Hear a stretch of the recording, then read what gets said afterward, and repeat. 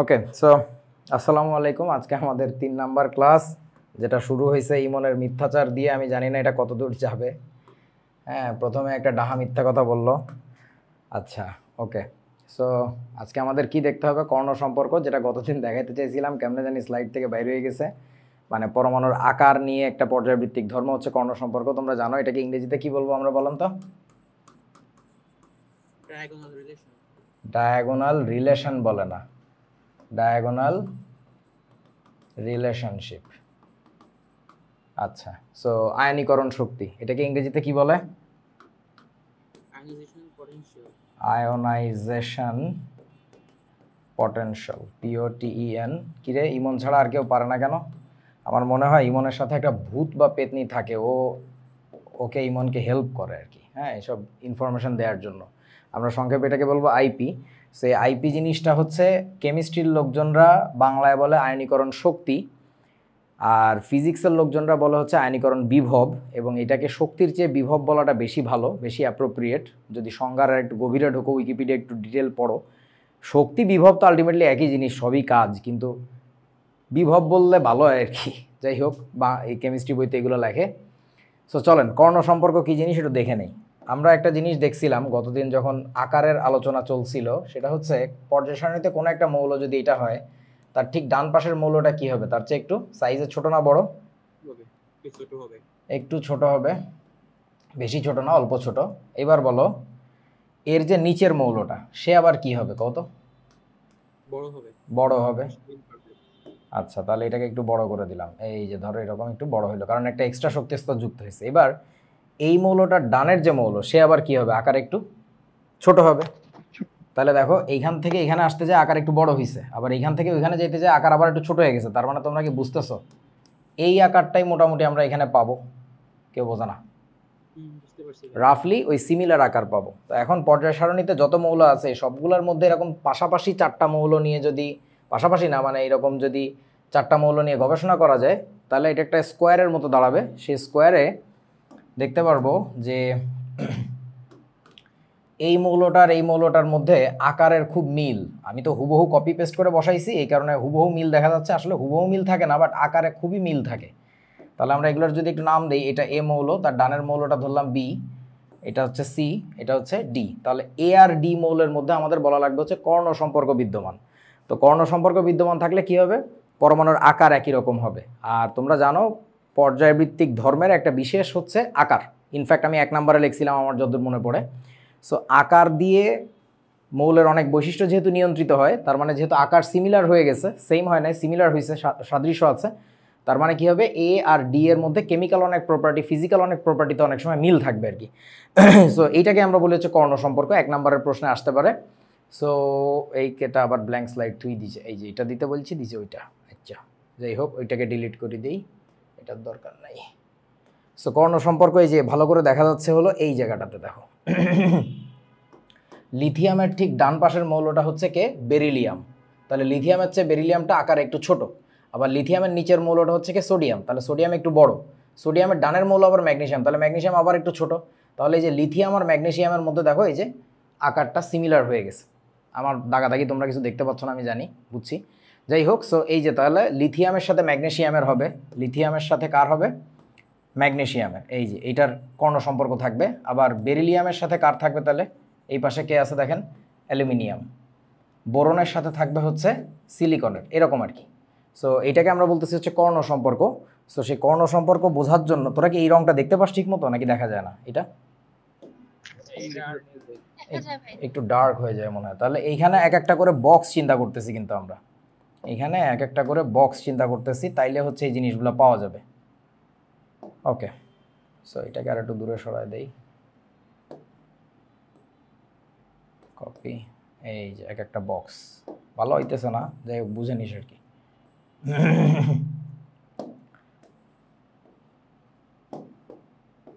এই যে এক একটা বক্স, তার মধ্যে এরকম কর্ণ বরাবর এই রিলেশনটা থাকে। সো এখন এখানে একটা ইন্টারেস্টিং ফ্যাক্ট ফাইন্ডিং এর ব্যাপার আছে। সেই ব্যাপারটা হচ্ছে কি বলে, তোমার এই কর্ণ সম্পর্কটা কাজ করতেছে কখন? যখন আমরা এই অংশটা নিয়ে কাজ করতেছি, এই যে দেখো কাদের কাদের মধ্যে দেখলাম আমরা, লিথিয়াম আর ম্যাগনেসিয়ামের মধ্যে কাজ করতেছিল, বেরিলিয়াম, অ্যালুমিনিয়াম, বোরন, সিলিকন, হ্যাঁ, কার্বন, ফসফরাসেও কাজ করতেছে। সো এই অংশটা কোনটা আপনাদের কি মনে আছে? এই অংশটা কোনটা? পর্যায় সারণীর প্রতিনিধিত্বকারী অংশ, রিপ্রেজেন্টেটিভ পার্ট। সো ওই যে সেই রিপ্রেজেন্টেটিভ পার্ট আমাদের আলাদা করে নিয়ে ভাবার কি দরকার ছিল? That was one of the reasons, that means there are some other reasons too, যেগুলো আমাদের পড়ানো হয় না, বইতেও নাই, গুগল করলেই পাওয়া যায় যে রিপ্রেজেন্টেটিভ পার্টের যে কী বলে এটাকে, পিরিয়ডিক প্রপার্টিগুলো কী কী মজার মজার জিনিসপত্র আছে। আচ্ছা, এবার আসো আমাদের গত ক্লাসের একটু ব্যাকট্র্যাকে যাই। সেটা হচ্ছে গত ক্লাসে আমরা এই জিনিসটা দেখছিলাম, ধাতুর অক্সাইড হচ্ছে ক্ষারধর্মী হবে অথবা উভধর্মী হবে, আর অধাতুর অক্সাইড হচ্ছে হয় অম্লধর্মী হবে না নিরপেক্ষধর্মী হবে। একটা কবিতা বলছিলাম মনে রাখার জন্য, কারোর কি মনে আছে? অনি তুমি কি খাও, ভাত খাও, পাউরুটি খাও, যা খাও খাও। ওকে, সো ঘর ঘর শব্দ করে কার? অ অথবা নি, খা অথবা উ। অনি কাদেরটা? অতে অধাতু, অতে অম্লধর্মী। তার মানে অধাতুর অক্সাইডগুলো হচ্ছে অম্লধর্মী হবে, আর এটা তাহলে কি হবে? ধাতুরগুলো হবে। এবার যদি বলি অপধাতুরগুলা কি হবে? অপধাতুরগুলো মোস্টলি ছিল হচ্ছে অপধাতু অম্লধর্মী। সো এটা মনে রাখার সিস্টেম কি? অতে অপধাতু,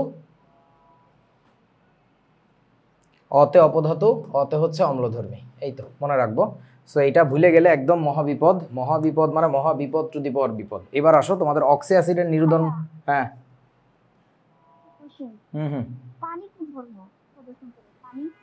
পানির ব্যাপারটা আমি তোমাদেরকে বলছিলাম রাসায়নিক পরিবর্তনের অম্লক্ষার সাম্যাবস্থা অংশটাতে।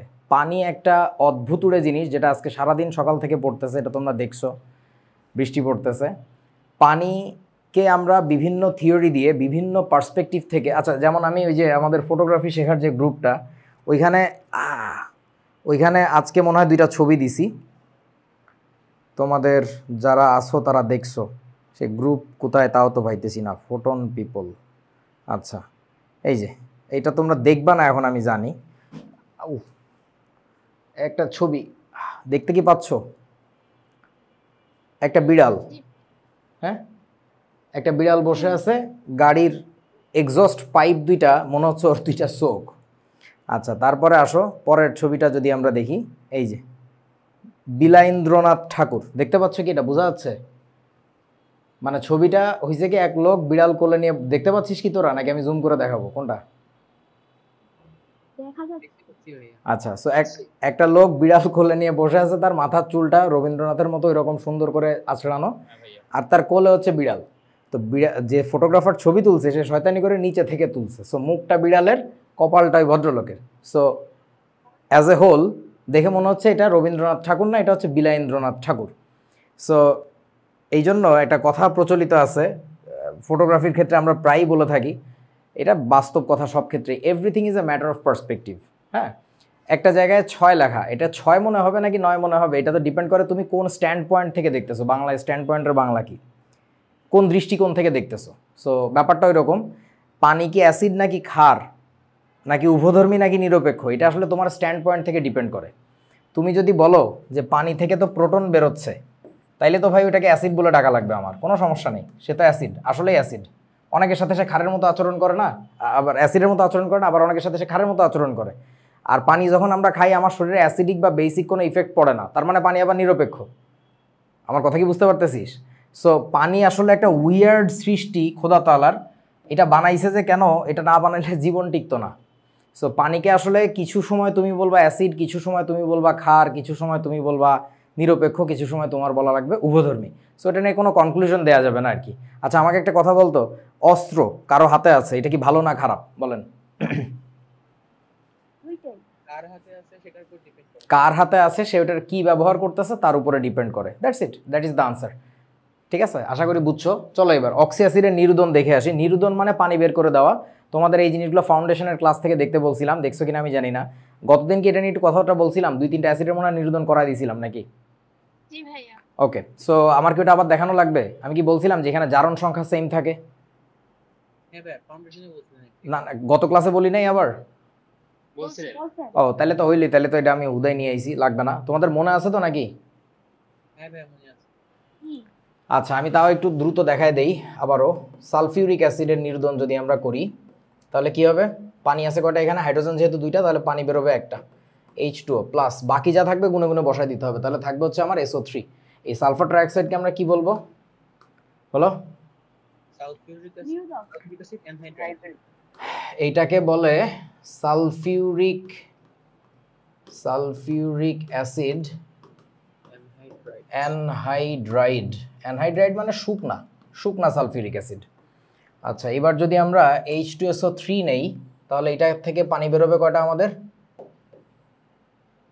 H2SO3 একটাই পানি বের হবে, তাহলে সেখানে থাকবে SO2, ওটাকে কি বলতে হবে আমাদের, সালফিউরাস অ্যাসিড অ্যানহাইড্রাইড, এরকম আর কি, সালফিউরাস অ্যাসিড অ্যানহাইড্রাইড, কারণ ওটা ছিল সালফিউরাস অ্যাসিড। সো সালফার ডাইঅক্সাইডটা হচ্ছে সালফিউরাস অ্যাসিড অ্যানহাইড্রাইড।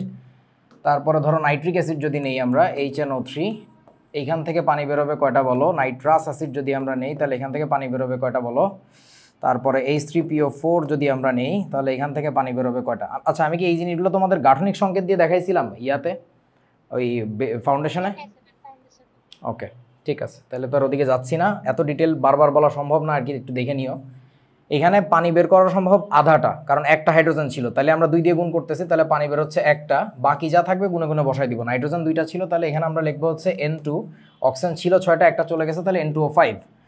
আচ্ছা তাহলে এখানে কি হবে, এখানে একই অবস্থা, 2 লাগবে এখানে, তাহলে এখানে একটা পানি বের হবে, তাহলে বাকি থাকে কি একটু গুণান্ত N2O3। আচ্ছা এখানে পানি বের হচ্ছে 1.5টা, 3টা হাইড্রোজেন মানে 1.5টা পানি, তাহলে 2 দিয়ে গুণ করে দিলে আমাদের পানি বের হবে হচ্ছে 3টা H2O প্লাস বাকি থাকে কি P2O5। ওকে সো এবার আমার অনেক কপি পেস্ট করা লাগবে, একটু কইরা নেই। ওকে তাহলে বলো এবার, এটা নাইট্রিক অ্যাসিড থেকে আসছিল, তাহলে এটাকে আমরা বলবো হচ্ছে নাইট্রিক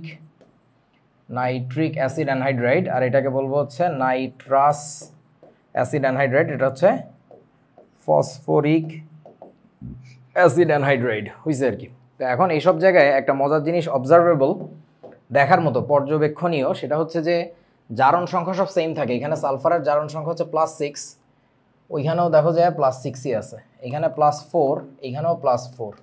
ব্যাপারটাকে আমি একটু এইভাবে চিন্তা করি, সেটা হচ্ছে ধরো নিরুদন মানে কি, শুকনা করে ফেলা। তো তুমি গোসল করে আসার পরে তো গা শুকাও না, কি দিয়ে শুকাও, গামছা দিয়ে শুকাও।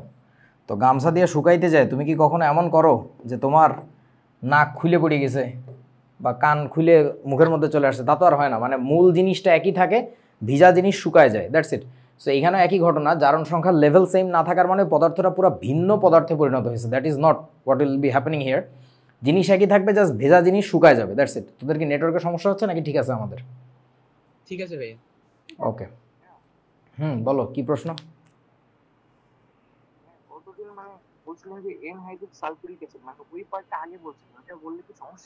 না না না না না না না না না, ওইটাও তো ঠিক আছে। সালফিউরিক অ্যাসিড অ্যানহাইড্রাইডও বলা যাবে, অথবা অ্যানহাইড্রেট সালফিউরিক অ্যাসিডও বলা যাবে। এটা আমি কেন বলছি একটু পরেই তুই টের পাবি যে কেন আজকে আমি এইভাবে বললাম আর কি। জাস্ট এখনই টের পাবি আর কি। ওকে দেখো, এখন আমরা সিমিলার ওয়েতে একটা জিনিস একটু এখন দেখে যাই, সেটা আবার অর্গানিক ক্লাসে যায় শেষাবা, যে ওই তো জীবনে দেখি নাই, এটাও তোমাদেরকে ফাউন্ডেশনে দেখানো হয়েছে। সেটা হচ্ছে ধরো তোমাকে যদি বলা হয় RCOOH, এটা একটা অক্সি অ্যাসিড, তাই না, কার্বক্সিলিক অ্যাসিড, এইটাকে যদি আমরা নিরুদন করি তাহলে কি পাবো আমরা এখান থেকে? এখানে পানি আছে কয়টা, হাইড্রোজেন তো একটা, তাই না? ওই আর এর মধ্যে যে হাইড্রোজেন আছে অ্যালকাইল মূলক, ওইটা কিন্তু ধরা যাবে না। কারণটা কি? কারণ প্রোটনিক হাইড্রোজেন লাগবে, আর প্রোটনিক হাইড্রোজেন OH আকারে থাকে আর কি।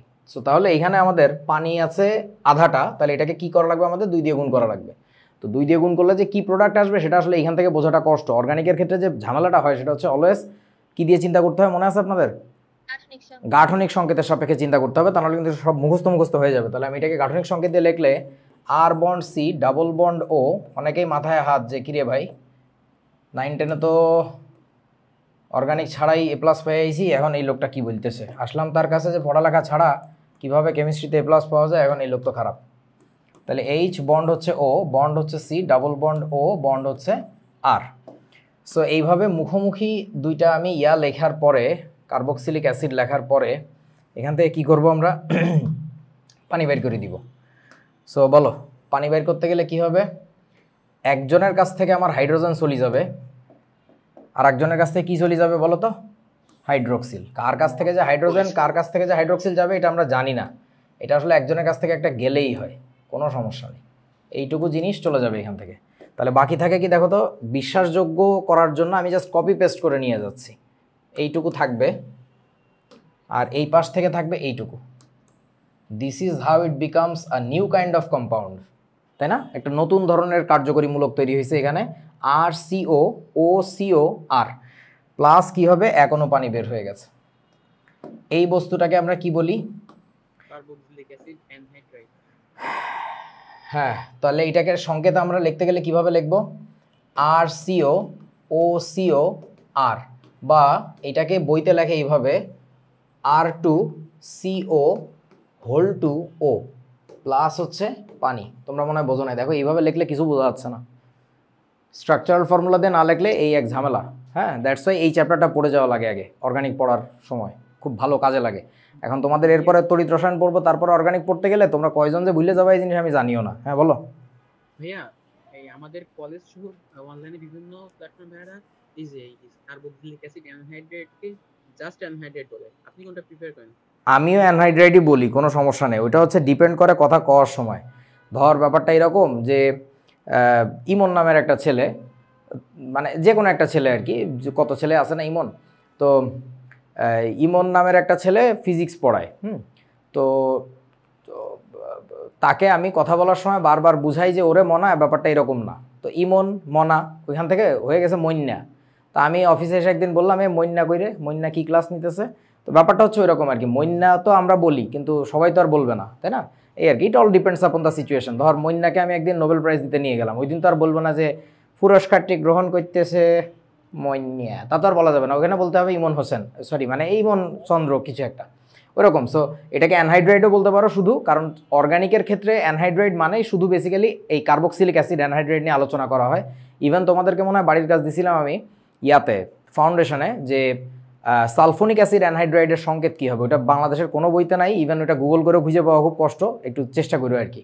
সো যেহেতু অর্গানিক পড়ার সময় আমাদের সিলেবাসে শুধুই কার্বক্সিলিক অ্যাসিড অ্যানহাইড্রাইড নিয়ে কথা বলা হয়, সো তারা অ্যানহাইড্রাইড বললে আমরা বুঝে নিচ্ছি ওটা carboxylic acid anhydride, no problem with that. বুঝেছো? ওকে, তোমার তাহলে এডটেকের ভাইয়াদের যে বলে দিবা যে আরিফ ভাই এটা বলছে, তোমাদের কটা করে আদর দিছে আর কি, খুব ভালো করছো। আচ্ছা, তো এই হচ্ছে অবস্থা, এটাকে বলে কার্বক্সিলিক অ্যাসিড অ্যানহাইড্রাইড। এখন এখানে কিছু দুষ্টামি আছে, সেই দুষ্টামিগুলো একটু শোনো। সেটা হচ্ছে এই বিক্রিয়াগুলো প্রত্যেকটা কি যেন বলছিলাম আমরা, বলেন তো, মনে আছে আপনাদের? এই প্রত্যেকটা বিক্রিয়া হচ্ছে উভমুখী। সো প্রত্যেকটা বিক্রিয়া যদি উভমুখী হয়ে থাকে বন্ধু, তাহলে তার মানেটা কি দাঁড়াইলো? কি যেন একটা টেকনোলজি করতেছেও ভাবলাম না। আচ্ছা দেখো, এখন সেটা হচ্ছে প্রত্যেকটা বিক্রিয়া যদি উভমুখী হয়ে থাকে তার মানেটা কি বন্ধু বলো তো? মানে হচ্ছে ওই অ্যানহাইড্রাইডগুলোর মধ্যে পানি দিলে তোমার আবার ওই শরবতটা হবে, মানে বোঝো নাই, অ্যাসিডের তরল ফর্মে তুমি ফেরত পাবা, তরল মানে অ্যাকুয়াস ফর্মে তুমি ফেরত পাবা। সো তার মানে কি এখানে আমরা বলতে পারি না এইটার মধ্যে তুমি যদি পানি মারো তাহলে কি হবে বুঝছো? ডিসিয়াও অ্যাসিড পাওয়া যাবে। সো এবার চলো আরও কিছু দুর্ঘটনা করে আসি। সেই দুর্ঘটনাটা হইতেছে এইখানে যে অক্সাইডগুলো আমরা পাচ্ছি, অ্যাসিডের নিরুদনের পরে যে অক্সাইডগুলো পাচ্ছি প্রত্যেকটা হচ্ছে অম্লধর্মী অক্সাইড। সো তাহলে অম্লধর্মী অক্সাইডকে পানির মধ্যে দিলে আমরা কি পাই? অ্যাসিড পাই। তো বিপদ হইল কিছু অক্সাইড আছে, কিছু অধাতুর, তাদেরকে পানির মধ্যে দিলে না কিছু ব্যাপার ঘটে। সেই ব্যাপারটা আমরা একটু দেখে আসি এবার। সেটা হচ্ছে ধরো তোমাকে যদি দেওয়া হয় সালফার ট্রাইঅক্সাইডের সাথে পানির বিক্রিয়া কি হবে, তুমি কিভাবে চিন্তা করবা খুব দ্রুত? সেটা হচ্ছে সালফার ট্রাইঅক্সাইড একটা অধাতুর অক্সাইড, অধাতুর অক্সাইডে অধাতুর জারণ সংখ্যা বড় সড়ো আছে, তার মানে কি সে অম্লধর্মী অক্সাইড হবে। সো অম্লধর্মী অক্সাইড পানির সাথে বিক্রিয়া দিলে তো অ্যাসিড হওয়ার কথা। তো সালফারের অ্যাসিড কি কি এক্সিস্ট করে? সালফিউরিক অ্যাসিড এক্সিস্ট করে, সালফিউরাস অ্যাসিড এক্সিস্ট করে, এই দুইটাই মোটামুটি আর কি। আর ওই যে পাইরোসালফিউরিক অ্যাসিড বা পারঅক্সিমোনোসালফিউরিক অ্যাসিড ওগুলো এক্সেপশনাল জিনিসপত্র, এইখানে ওটা হবে না, বোঝার কথা কমন সেন্সে। সো এই দুইটার মধ্যে যে সেই অ্যাসিডটাই হবে যেখানে জারণ সংখ্যা ম্যাচ করে। এখন এখানে জারণ সংখ্যা +6 আর এখানে জারণ সংখ্যা +4, তাহলে বোঝা যাচ্ছে কোনটা হবে আসলে? হবে হচ্ছে H2SO4। বুঝতে পারছো তো? টেকনোলজি হচ্ছে এটা। এখন আমি যদি আর একটা অ্যাসিড অক্সাইড দেখাই, ধরো N2O5, এটার সাথে পানির বিক্রিয়া দিলাম, নাইট্রোজেনের আরও একটা অক্সাইড হচ্ছে N2O4, এটার সাথে পানির বিক্রিয়া দিলাম। নাইট্রোজেনের আরও একটা অক্সাইড হচ্ছে কি N2O3, এটার সাথে পানির বিক্রিয়া দিলাম। এই তিনটা অক্সাইডের সাথে পানির বিক্রিয়া একটু দিয়ে দেখাও তো কী হবে। N2O5, এখানে অক্সিডেশন নাম্বার কত আছে? +5, এখানে আছে +4, এখানে আছে হচ্ছে +3। সো বলেন এবার আমাকে এইটার সাথে পানির বিক্রিয়া কী হবে? +5 জারণ সংখ্যা হলো অ্যাসিড কে আছে? নাইট্রিক অ্যাসিড, তাহলে এটা হয়েছে। +3 জারণ সংখ্যার অ্যাসিড কি আছে? নাইট্রাস অ্যাসিড, এটা হয়ে গেছে। এবার বলো +4 জারণ সংখ্যার অ্যাসিড কে আছে? নাইট্রিক অ্যাসিড, নাইট্রাস অ্যাসিড দুটো মানে এইখানে তো এই জারণ সংখ্যার কেউ নাই, আছে নাকি? যেহেতু নাই, তখন আমাদের যে কাজটা করতে হয়, বাস্তবেই যেটা হয়, এটা যেহেতু অম্লধর্মী একটা oxide, it must form an acid, it must have to form an acid. So ও তখন যে কাজটা করে সেটা হচ্ছে ওর জারণ সংখ্যা এখানে রাখেই না। অর্থাৎ পাত্রে তো N2O4 আমার একটা দুইটা নাই, লক্ষ লক্ষ কোটি কোটি আছে। ধরো 1 কোটি N2O4 আছে, তার মধ্যে আধা কোটি N2O4 একটা করে অক্সিজেন ত্যাগ করে, ছেড়ে দেয়। ছেড়ে দিলেও কিসে পরিণত হয় বলো তো? N2O3 তে পরিণত হয়। ওই N2O3 গুলা পানির সাথে বিক্রিয়া করে তৈরি করে নাইট্রাস অ্যাসিড HNO2। এখন ওই আধা কোটি যে অক্সিজেন বের হয়ে আসছিল, তারা কিসের সাথে যুক্ত হয়েছে বলেন তো? বাকি আধা কোটির সাথে যুক্ত হয়েছে। তাহলে ওরা কিসে পরিণত হয়েছে? N2O5-এ। সো ওই ওই N2O5 গুলো পানির সাথে যুক্ত হয়ে তৈরি করবে হচ্ছে HNO3। তাহলে এখন দেখো, নর্মালি যে কোনো অ্যানহাইড্রাইডের, এই যে এগুলো তো সব অ্যানহাইড্রাইড, এরা পানির সাথে বিক্রিয়া করে একটা অ্যাসিড তৈরি করে। কিন্তু এই অ্যানহাইড্রাইডটা পানির সাথে বিক্রিয়া করে একসাথে দুইটা অ্যাসিড তৈরি করে। দ্যাটস ওয়াই এটাকে আমরা কি বলি জানো? মিশ্র অ্যানহাইড্রাইড। মিশ্র অ্যানহাইড্রাইড। এখন ইমন চন্দ্র পুকুর যদি একটা কাজ করো, তুমি যদি একটু গুগল সার্চ দাও যে মিক্সড অ্যানহাইড্রাইড এক্সাম্পলস, তখন তুমি দেখবা এখানে আরও কয়েকটা অ্যানহাইড্রাইডের এক্সাম্পল পাওয়া যায়। কিন্তু বা যদি বড় সড়ো ভালো বইটই পড়ো পাবা, কিন্তু সেগুলোর একটাও না তোমার লেভেলে দেখানোর মতো না। ইনফ্যাক্ট আমি আজকেও একটু ট্রাই করছি আরও কয়েকটা এক্সাম্পল দেখানো যায় কিনা, মানে তোমাদের লেভেলে আইনা দেখানোর মতো না আর কি। সো দ্যাটস ওয়াই আমি যদি সিম্পলি পরীক্ষায় বলি মিশ্র অ্যানহাইড্রাইড কোনটি, তোমার লেভেলের মধ্যে একটাই পড়ে। সো তাহলে ওইটাই বলবো। তোরা মনে হয় বুঝিস না আমার কথা। মানে there are some other examples of mixed anhydride too, not that যে দুনিয়ায় একা আছে, আরও আছে, বাট তোদের লেভেলে একটা আছে বলে এই যে আমরা যারা আমরা তো এডটেক না, আমরা তো ভাঙা টেক। সো এই ভাঙা টেক, এডটেক, এইসবরা যদি বলে মিশ্র অ্যানহাইড্রাইড, তাহলে এটা ঠিকই আছে। তোরা বুঝিস না আমার কথা। হ্যাঁ, বুঝতে পারছি। Okay, so that's it. মিশ্র অ্যানহাইড্রাইড এটা পরীক্ষা আসে প্রচুর পরিমাণে, আশা করি বুঝলা। আচ্ছা, তোমাদের কি মনে পড়ে এই টপিকটা যেদিন পড়াইছিলাম তোমাদের ফাউন্ডেশনে, সেদিন তোমরা কি পরিমাণে কান্নাকাটি করছিলে, কি পরিমাণে লাফালাফি করছিলে? এইটা কিভাবে হইলো, এটা কি বলতেছিস? তোমাদের বারবার বলছিলাম ধৈর্য। হ্যাঁ, বলছিলাম যে ধৈর্য ধর বেটা, বয়স হোক সব বুঝবি, একবারে কি সব বুঝবি নাকি? নতুন ক্লাস মানে? ও আচ্ছা আচ্ছা, ওকে, ঠিক আছে। এখানে আরও একটা ব্যাপার আমার বলার কথা আমি বলতে ভুলে গেছি, যে তোমাদের সাথে গপ্প গুজব আমার একটু কমায় দিতে হবে।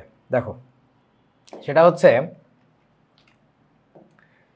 একটু আগে আমরা যে উদাহরণটা দেখছিলাম অর্গানিক অ্যাসিডের, কার্বক্সিলিক অ্যাসিডের, ওটা যদি আর একটা এক্সাম্পল দেই, CH3COOH, ইথানোইক অ্যাসিড।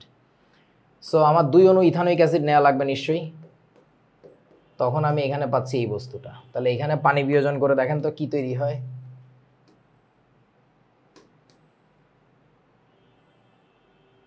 করেন। তাহলে এখান থেকে আমার H চলে গেল, ধরে নিলাম এখান থেকে OH চলে গেল, জাস্ট ধরছি আর কি, যে কোনো পাশ থেকে যে কোনো কিছু যাইতে পারে। ওকে, তাহলে এখানে আমাদের প্রোডাক্টে থাকবে কি? CH3CO এই বস্তুটা, তারপরে এই পাশে থাকবে এই বস্তুটা। তাহলে এইটার নাম কি হবে আমাদের বলেন? ইথানোইক অ্যাসিড অ্যানহাইড্রাইড, তাই না? এটাকে আমরা বলবো ইথানোইক অ্যাসিড অ্যানহাইড্রাইড। হইল। এবার ধরো বন্ধু, তোমার কাছে এখানে ছিল হচ্ছে হাইড্রোজেন। তাহলে বলো তো এই অ্যাসিডটার নাম কি? এটাকে আমরা বলি মিথানোইক অ্যাসিড। এটা কি কেবল জিলের ভয়েস শুনলাম? ও সরি, হৃদা। দ্যাত্তারি শ্যামরা অ্যাসেম্বলি সব একই রকম ভয়েস লাগে আমার কাছে। তোরা কি খাইস, সব একই রকম কণ্ঠ লাগে। ও বয়স বড় লক্ষণ। শ্বেতাব চন্দ্র পুকুর, পরীক্ষা হয়েছে তোমার কেমিস্ট্রি? এ হে, হেগে দিয়েছো? কি পারছিস কিছু? অনেক এমসিকিউ তো ঝামেলা হইছে। এ কি এ, জানো ভাই? হ্যাঁ কিসে সিকিউতে কোপ? আচ্ছা, কি করস? আচ্ছা এবার বলো এটার নাম কি তাহলে? এটার নাম হবে মিথানোইক অ্যাসিড অ্যানহাইড্রাইড। ওকে, এখন বন্ধুগণ বিপদ হচ্ছে আমরা এই বিক্রিয়াগুলো তো আর একা একা হয় না, পাত্রের মধ্যে তো লক্ষ কোটি ইথানোইক অ্যাসিড থাকে, তো একা একা তো আর নিরোধিত হয়ে যায় না। হয়টা কি ওর মধ্যে আমাদের কি মিশানো লাগে বলেন তো? নিরোধক মিশানো লাগে, এমন কোনো একটা রাসায়নিক পদার্থ যে অন্যের কাছ থেকে পানি বের করে নিয়ে আসতে পারে। হয়তোবা সেটা গাঢ় সালফিউরিক অ্যাসিড হইতে পারে, হয়তোবা ফসফরাস পেন্টাঅক্সাইড হইতে পারে, কোনো সমস্যা নেই। কিন্তু এখন তাহলে বুঝতে পারতেছো ওইটার মধ্যে পানি দিলে কিন্তু আবার এই দুইটা জিনিস পাওয়া যাবে। আমার কি ওটা আবার দেখানো লাগবে রিভার্স করে রিয়াকশন? বুঝবি তো? না ভাইয়া, আচ্ছা, আবার এই বস্তুর মধ্যে পানি দিলে কিন্তু এই বস্তু দুইটা আমরা পাবো। এখন ঘটনা হইল আমি যদি তোমাদেরকে একটা অ্যানহাইড্রাইড দেই, দিয়ে আমি একটু ভাবি যে তোমরা পারো কিনা একটু দেখি তো, মানে ওইটার মধ্যে পানি দিলে কি হবে আমাকে একটু বলা লাগবে বাবা। সেটা হচ্ছে বন্ড ও সিও বন্ড এইচ, এইটা একটা অ্যানহাইড্রাইড। তোমরা টের পাচ্ছ কিনা একটু তাকাও ভালো করে, দেখেন তো এইটাই না সেই অ্যানহাইড্রাইডের কার্যকরী মূলক? এই যে এইটুকু বন্ড সিও ও সিও এই পাশে। সো এইটাকে যদি আমি তোমারে বলি এর মধ্যে তুমি পানি মারি দিছো, অর্থাৎ এইটাও তো একটা অ্যানহাইড্রাইড তাই না? সো এই অ্যানহাইড্রাইডের মধ্যে পানি দিলে এটার প্রোডাক্টে কি পাওয়া যাবে আমাকে একটু বলো। H3COH আর HCOH। এখন এখানে একটা ক্র্যাকিং হবে, ক্র্যাকিং হয়ে পানি ঢুকাইতে হবে। সো এখন ক্র্যাকিংটা হবে হচ্ছে, তোমরা আপাতত বুঝবা না, আমি জাস্ট একটু বলে দিই। এইখান থেকে ক্র্যাকিংটা হবে, তাহলে এইখানে এসে কে যুক্ত হবে বলেন তো? অক্সিজেনের পাশে কে যুক্ত হবে? এটা তো এইচ আর ওইচ আকারে ভাঙবে। হ্যাঁ, এইখানে হাইড্রোজেনটা যুক্ত হবে এই জায়গায়। তাহলে এইখানে এটাকে নিয়ে গেলাম, নিয়ে যাওয়ার পরে এখানে লাগাই দিব হচ্ছে আমরা হাইড্রোজেন প্লাস। তারপরে কি হচ্ছে এই পাশে এসে কে যুক্ত হবে তাহলে? Hydroxyl OH minus. তাহলে আমাকে একটু বলো তো, এই যে OH লাগাই দিলাম, বুঝো আর কি। সো তোমরা কি বুঝতেছো যে এইটা আসলে কিছু না, এটা আসলে কি বলেন তো? এইটা হচ্ছে ইথানোইক অ্যাসিড। আর ওইটা কি বুঝছো? আমি উল্টা করে লিখছি আর কি, HCOOH, তাহলে এটা কি? Methanoic acid. তাহলে আমাকে একটু বলেন তো এই যে অ্যানহাইড্রাইডটা এটা কি?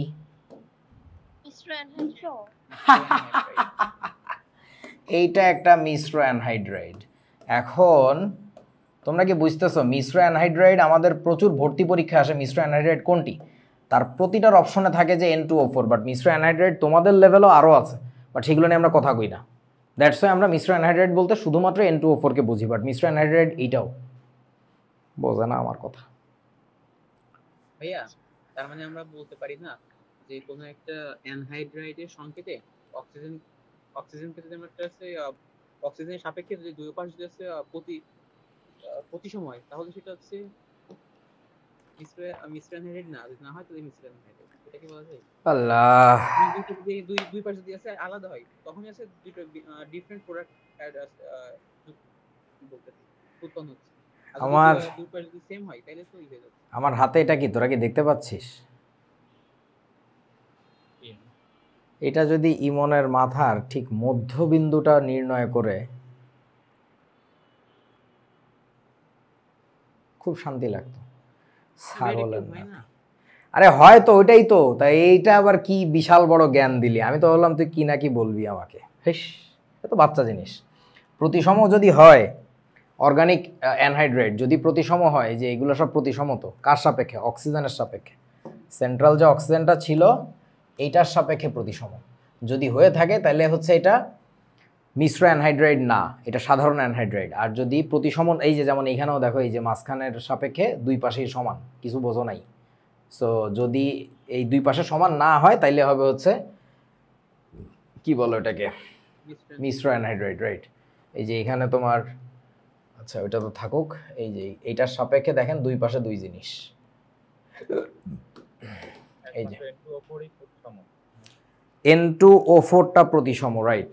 তারপরেও সেটা মিশ্র অ্যানহাইড্রাইড। সো এই যে শ্বেতাবচন্দ্র পুকুর আবার নতুন তত্ত্ব আবিষ্কার করলো, তার মানে বোঝা গেল যে ইমনের যে তত্ত্বটা ছিল সেটা শুধুমাত্র কাজ করতেছে কোথায়? অর্গানিক অ্যাসিডের ক্ষেত্রে। ইনঅর্গানিকের ক্ষেত্রে নতুন নোবেল প্রাইজ দেওয়া লাগবে শ্বেতাবচন্দ্রকে, নতুন আবিষ্কার, যে ওইটা তো ওইখানে কাজ করে না, এইখানে কাজ করে আর কি। Good, very good. চলেন, বিভিন্ন অক্সাইডের আদ্র বিশ্লেষণ। সো আগে যেটা করছি সেটারই তো উল্টা। তাড়াতাড়ি আমাকে একটু বলো তো কি হবে এখানে ফার্স্ট, তাড়াতাড়ি কে কে পারবেন? সোডিয়াম হাইড্রোক্সাইড, এখানে ম্যাগনেসিয়াম হাইড্রোক্সাইড, এখানে কার্বন ডাইঅক্সাইডের সাথে পানি, তাড়াতাড়ি কার্বনিক অ্যাসিড, তারপরে এখানে সালফিউরিক অ্যাসিড, তারপরে তারপরে বলো সালফিউরাস অ্যাসিড, H2SO3। গুড। তারপরে এখানে কি হবে? Al বলেন OH হোল 3। বাহ, এটাকে একটু রিঅ্যারেঞ্জ করে লিখতে হবে আমাদের। এখন রিঅ্যারেঞ্জ করে লিখলে কি হবে? H3LO3। কিন্তু এটা আবার অর্থ অ্যাসিড হয়ে গেছে, ভোটকা অ্যাসিড। এটাকে না লিখে এখান থেকে পানি বের করে দিব, মনে আছে? পানি বের করলে কি পাবো? HAlO2। সো আমাদের একটু পানি বের করে এই চেহারায় লিখতে হবে। তাহলে এখান থেকে কি করছি আমরা? একটু পানি বের করে দিছি, -H2O। কেন পানি বের করছি? এটা ভোটকা সটকা অ্যাসিড, এত ভোটকা অ্যাসিড বিক্রিয়া করে না। আচ্ছা, তারপরে এবার কি আছে আমাদের? P2O3 প্লাস পানি, তাহলে কি হবে? POH whole 3। বাহ, এটা তো একবারে মুখস্থ লিখে দেওয়া যাইতো। ফসফরিক অ্যাসিড না, ফসফরাস অ্যাসিড হইতো, জারণ সংখ্যা +3 আছে। তো এটাকে আমরা যদি একটু গুছায় গাছায় লিখি তাহলে কি আসবে আমাদের? H3PO3। এভাবেই থাকবে, কারণ এই অ্যাসিডটা এক্সিস্ট করে, তাহলে ওইভাবে রেখে দিব। P2O5 এর সাথে পানির বিক্রিয়া কি হবে? POH whole 5 plus, sorry plus তো না, এটাকে রিঅ্যারেঞ্জ করতে হবে। বাহ, তাহলে কি আসবে? H5PO5। ভোটকা অ্যাসিড, ভোটকা অ্যাসিড থেকে কি করি আমরা? পানি বের করে দিই। এখনও পানি বের করলে কি থাকবে? H3PO4। সো তাহলে আমাদের যেটা করতে হবে, এটাকে কেটে দিতে হবে, এখান থেকে পানি বের করে এভাবে রেখে দিতে হবে। কোনো বিক্রিয়া মুখস্থ না, প্রত্যেকটা বোঝা যাচ্ছে যদি আপনারা ক্লাস ফলো করে থাকেন। আচ্ছা, Cl2O, এটার সাথে পানি বিক্রিয়া কী হবে বলো? Cl2O, ক্লোরিনের যোজনী এখানে আছে কত? 1। তাহলে এখানে আমরা কি লিখব? ClOH, ঠিক না? ClOH। এইটাকে আমরা একটু মানুষ করে গুছায় লিখলে কি আসবে? HClO। এই তো। আচ্ছা, Cl2O3, এখানে ক্লোরিনের যোজনী হচ্ছে 3, তাহলে কি লিখবো? ClOH বলেন হোল 3। বাহ, এটাকে একটু গুছায় লিখলে কি আসবে? H3ClO3। ভোটকা অ্যাসিড, তাহলে এইটা থেকে পানি বের করে দিলে কি হবে? HClO2। তাহলে আমরা এখানেও কেটে দিচ্ছি, এটা থেকে বেসিক্যালি লিখতেছি এটা, এবং পানি বের করে দিয়েছি এখান থেকে। এই তো সহজ, মজার জিনিস। তাহার পরে ওরে বাবারে আরো কতগুলা, দেখ তোদের বাড়ির কাজ দিছি সব আমারে দিয়ে করাইতেছস। আগে কত কিউট ছিলি, কথা বললে শুনতি, এখন আর শুনিস না। যাক ভালো, এগুলো নিজের হাতে প্র্যাকটিস করতে হয়, তা নাহলে কোনো লাভ নেই। H5ClO5, এটা তো কাজ করবে না, তাহলে কি করবো? এখান থেকে 2 অণু পানি বের করা লাগবে আমাদের। তাহলে 2 অণু পানি বের করলে থাকেটা কি? HClO4। আচ্ছা, এই বেটা O3 3 হইব ফিজো। আরে গরু কোথাকার, মাটি খাইস, সময় মতো বলতে পারিস না, ছাগলের নাতি। আচ্ছা, N2O3 এর সাথে পানির বিক্রিয়া, তাহলে কি লিখবো? NOH whole 3। বাহ, সাজায় লিখি, তাহলে H3NO3, এ ভোটকা অ্যাসিড, তাহলে এখনো পানি বের করলে কি থাকবে? HNO2। ঠিক আছে তো? লেখা টাকা বুঝো? ক্রস, এখান থেকে এটা পানি আসতেছে এখান থেকে, এই যে। তারপরে কি হবে? দূর আর ভালো লাগে না, N2O4 এর সাথে পানির বিক্রিয়া তো 2টা হবে, মনে আছে আপনাদের? নাইট্রিক অ্যাসিড আর নাইট্রাস অ্যাসিড। কতবার লেখাইলাম, তাও বলি যায়। N2O5 এর সাথে পানির বিক্রিয়া, তাহলে NOH হোল 5 বা H5NO5। পানি বেরোবে কয়টা? 2 অণু। তো 2 অণু পানি বের করলে HNO3 থাকে। সো নিজেরা করো। তাহার পরে কি আছে?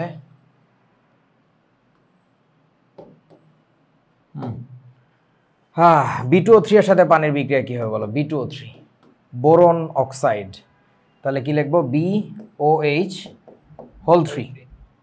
বা দিয়ে এটাকে মানুষ করবো কিভাবে? H3BO3। ভোটকা অ্যাসিড, ভোটকা অ্যাসিড থেকে পানি বের করা এখনো HBO2, মেটাবোরিক অ্যাসিড। এটা অর্থবোরিক অ্যাসিড, ওটা মেটাবোরিক অ্যাসিড। হইল? তাহলে এখান থেকে এখানে পানি চলে গেল, ভালো লাগলো। এই তো শেষ। ওকে, তারপরে এই প্রশ্নের উত্তর দাও। ল্যাবরেটরিতে কোন অ্যাসিডকে কাঁচ পাত্রে সংরক্ষণ না করে প্লাস্টিকের পাত্রে সংরক্ষণ করা হয়? এই প্রশ্নটা আগের আমলে বুয়েটে আসা প্রশ্ন, এবং এটা আমাদের সময়কার বইতে লেখা থাকতো প্লাস্টিকের পাত্রে, পলিথিনের পাত্রে সংরক্ষণ করা। কি হাস্যকর ব্যাপার, পলিথিনের মধ্যে টোপলা বান্ধি অ্যাসিড রাখি দিছে। বলো তো কোন অ্যাসিডকে এই কাজটা করা হয়? এইচএফ। হাইড্রোজেন ফ্লুরাইড, এইচএফকে এই কাজটা করা হয়। কেন করা হয়? কারণ এইচএফ এর সাথে কাচের বিক্রিয়া হয়। কাচের সংকেত কি আমাকে একটু বলেন তো? Silicon dioxide, SiO2। সো এখন ঘটনা হইতেছে এই বিক্রিয়ার প্রোডাক্ট কি, এটা আমরা একটু বুঝতে চাই। বলেন তো টেকনোলজিটা কি হবে?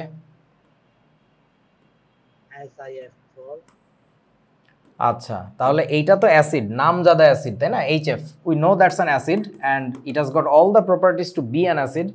লাইক অ্যাসিড হইতে গেলে কি লাগে? আপনাদেরকে ফাউন্ডেশনে শিখাইছিলাম, সংকেতের সামনেই কি থাকা লাগে? হাইড্রোজেন থাকা লাগে। So it has already got that. ক্ষার হইতে গেলে কি লাগে? ধাতু থাকা লাগে, বা এমন একটা জিনিস যে আসলে হাইড্রোজেনকে রিপ্লেস করতে পারবে। সো এখানে আমরা জানি একে রিপ্লেস করার পরে কি হবে? SiF4, সিডাং বা সিডি বলে দিল প্লাস। এ যখন ওকে রিপ্লেস করে তখন হাইড্রোজেন এসে এখানে বসলে কি তৈরি হবে? পানি তৈরি হবে। তার মানে since it is reacting with that container, so you cannot preserve it in that container. ও কন্টেইনারকেই খেয়ে ফেলবে, পাত্রকে খেয়ে ফেলবে। কিছু বোঝো নাই? বুঝছি ভাই। তাহলে কাজ, হ্যাঁ জোরে বল কি? অন্য অ্যাসিডরা এটার সাথে বিক্রিয়া করে না। এইটাই মজার তথ্য, অন্য অ্যাসিডরা এইখানে কাচের সাথে বিক্রিয়া করে না। যদি আমারে জিজ্ঞাসা করো যে কেন করে না, আমার হাতে পায়ে ধরে ক্ষমা চাইতে হবে, আমি জানি না। These are weird facts about chemistry. আমি কিছুটা জানি, তোমাদের আমি বলতে পারবো না। মানে এখানে আসলে সাইজ একটা বড় ফ্যাক্ট। যে বিক্রিয়া করতেছে, ট্রাস্ট মি, তার সাইজ, তার আদার কিছু ফ্যাক্টরস আছে, কেমিক্যাল ফ্যাক্টরস, যে কারণে silicon has that affinity to replace hydrogen from HF, rather not even any metal does have. মানে এখানে অন্য কেউ থাকলে কাজ হইতো না। অদ্ভুত একটা তথ্য আর কি। আর হ্যাঁ, এটা কি ভাই মানে ক্লোরিনের আকারটা তো ঠিক আছে, কিন্তু ক্লোরিন বা অন্য কোনো তো আকারটা বড় হয়, যেমন সালফারের আকারও বড়, এই জন্য কি এরকম হয়? ওইটাই তো বললাম, আমি জাস্ট একটা ছোট হিন্ট দিলাম। এখন বাকি কাজ তোমার আর একটু ঘাটাঘাটি করা, যে আসলে ঘটনাটা এখানে কি হয়। এখানে অদ্ভুত কিছু ব্যাপার আছে যেটা আসলেই তোমাদের লেভেলে আইনা এক্সপ্লেন করার মতো যোগ্যতা আমার নাই আর কি। সো এই জন্য আমি বলতেছি না। মোট কথা আপাতত জেনে রাখবো এই ঘটনা ঘটে। আচ্ছা, এরপরে এই বিক্রিয়াটায় এই পাত্রে যদি আরও HF দিয়ে বসে থাকা হয়, মানে যদি HF এর পরিমাণ বেশি হয়, তাহলে ফার্দার আরও এক লাইন বিক্রিয়া হয়। আপনাদের কি মনে আছে সেটা? এর সাথে আবারও HF এর বিক্রিয়া, তখন এখানে কি তৈরি হয় জানো? একটা নতুন লবণ তৈরি হয়। ওরে ফাউন্ডেশনের খাতা খুলে নিয়ে বসে গেছে সান্দু। এই অ্যাসিডের নাম কি বলেন?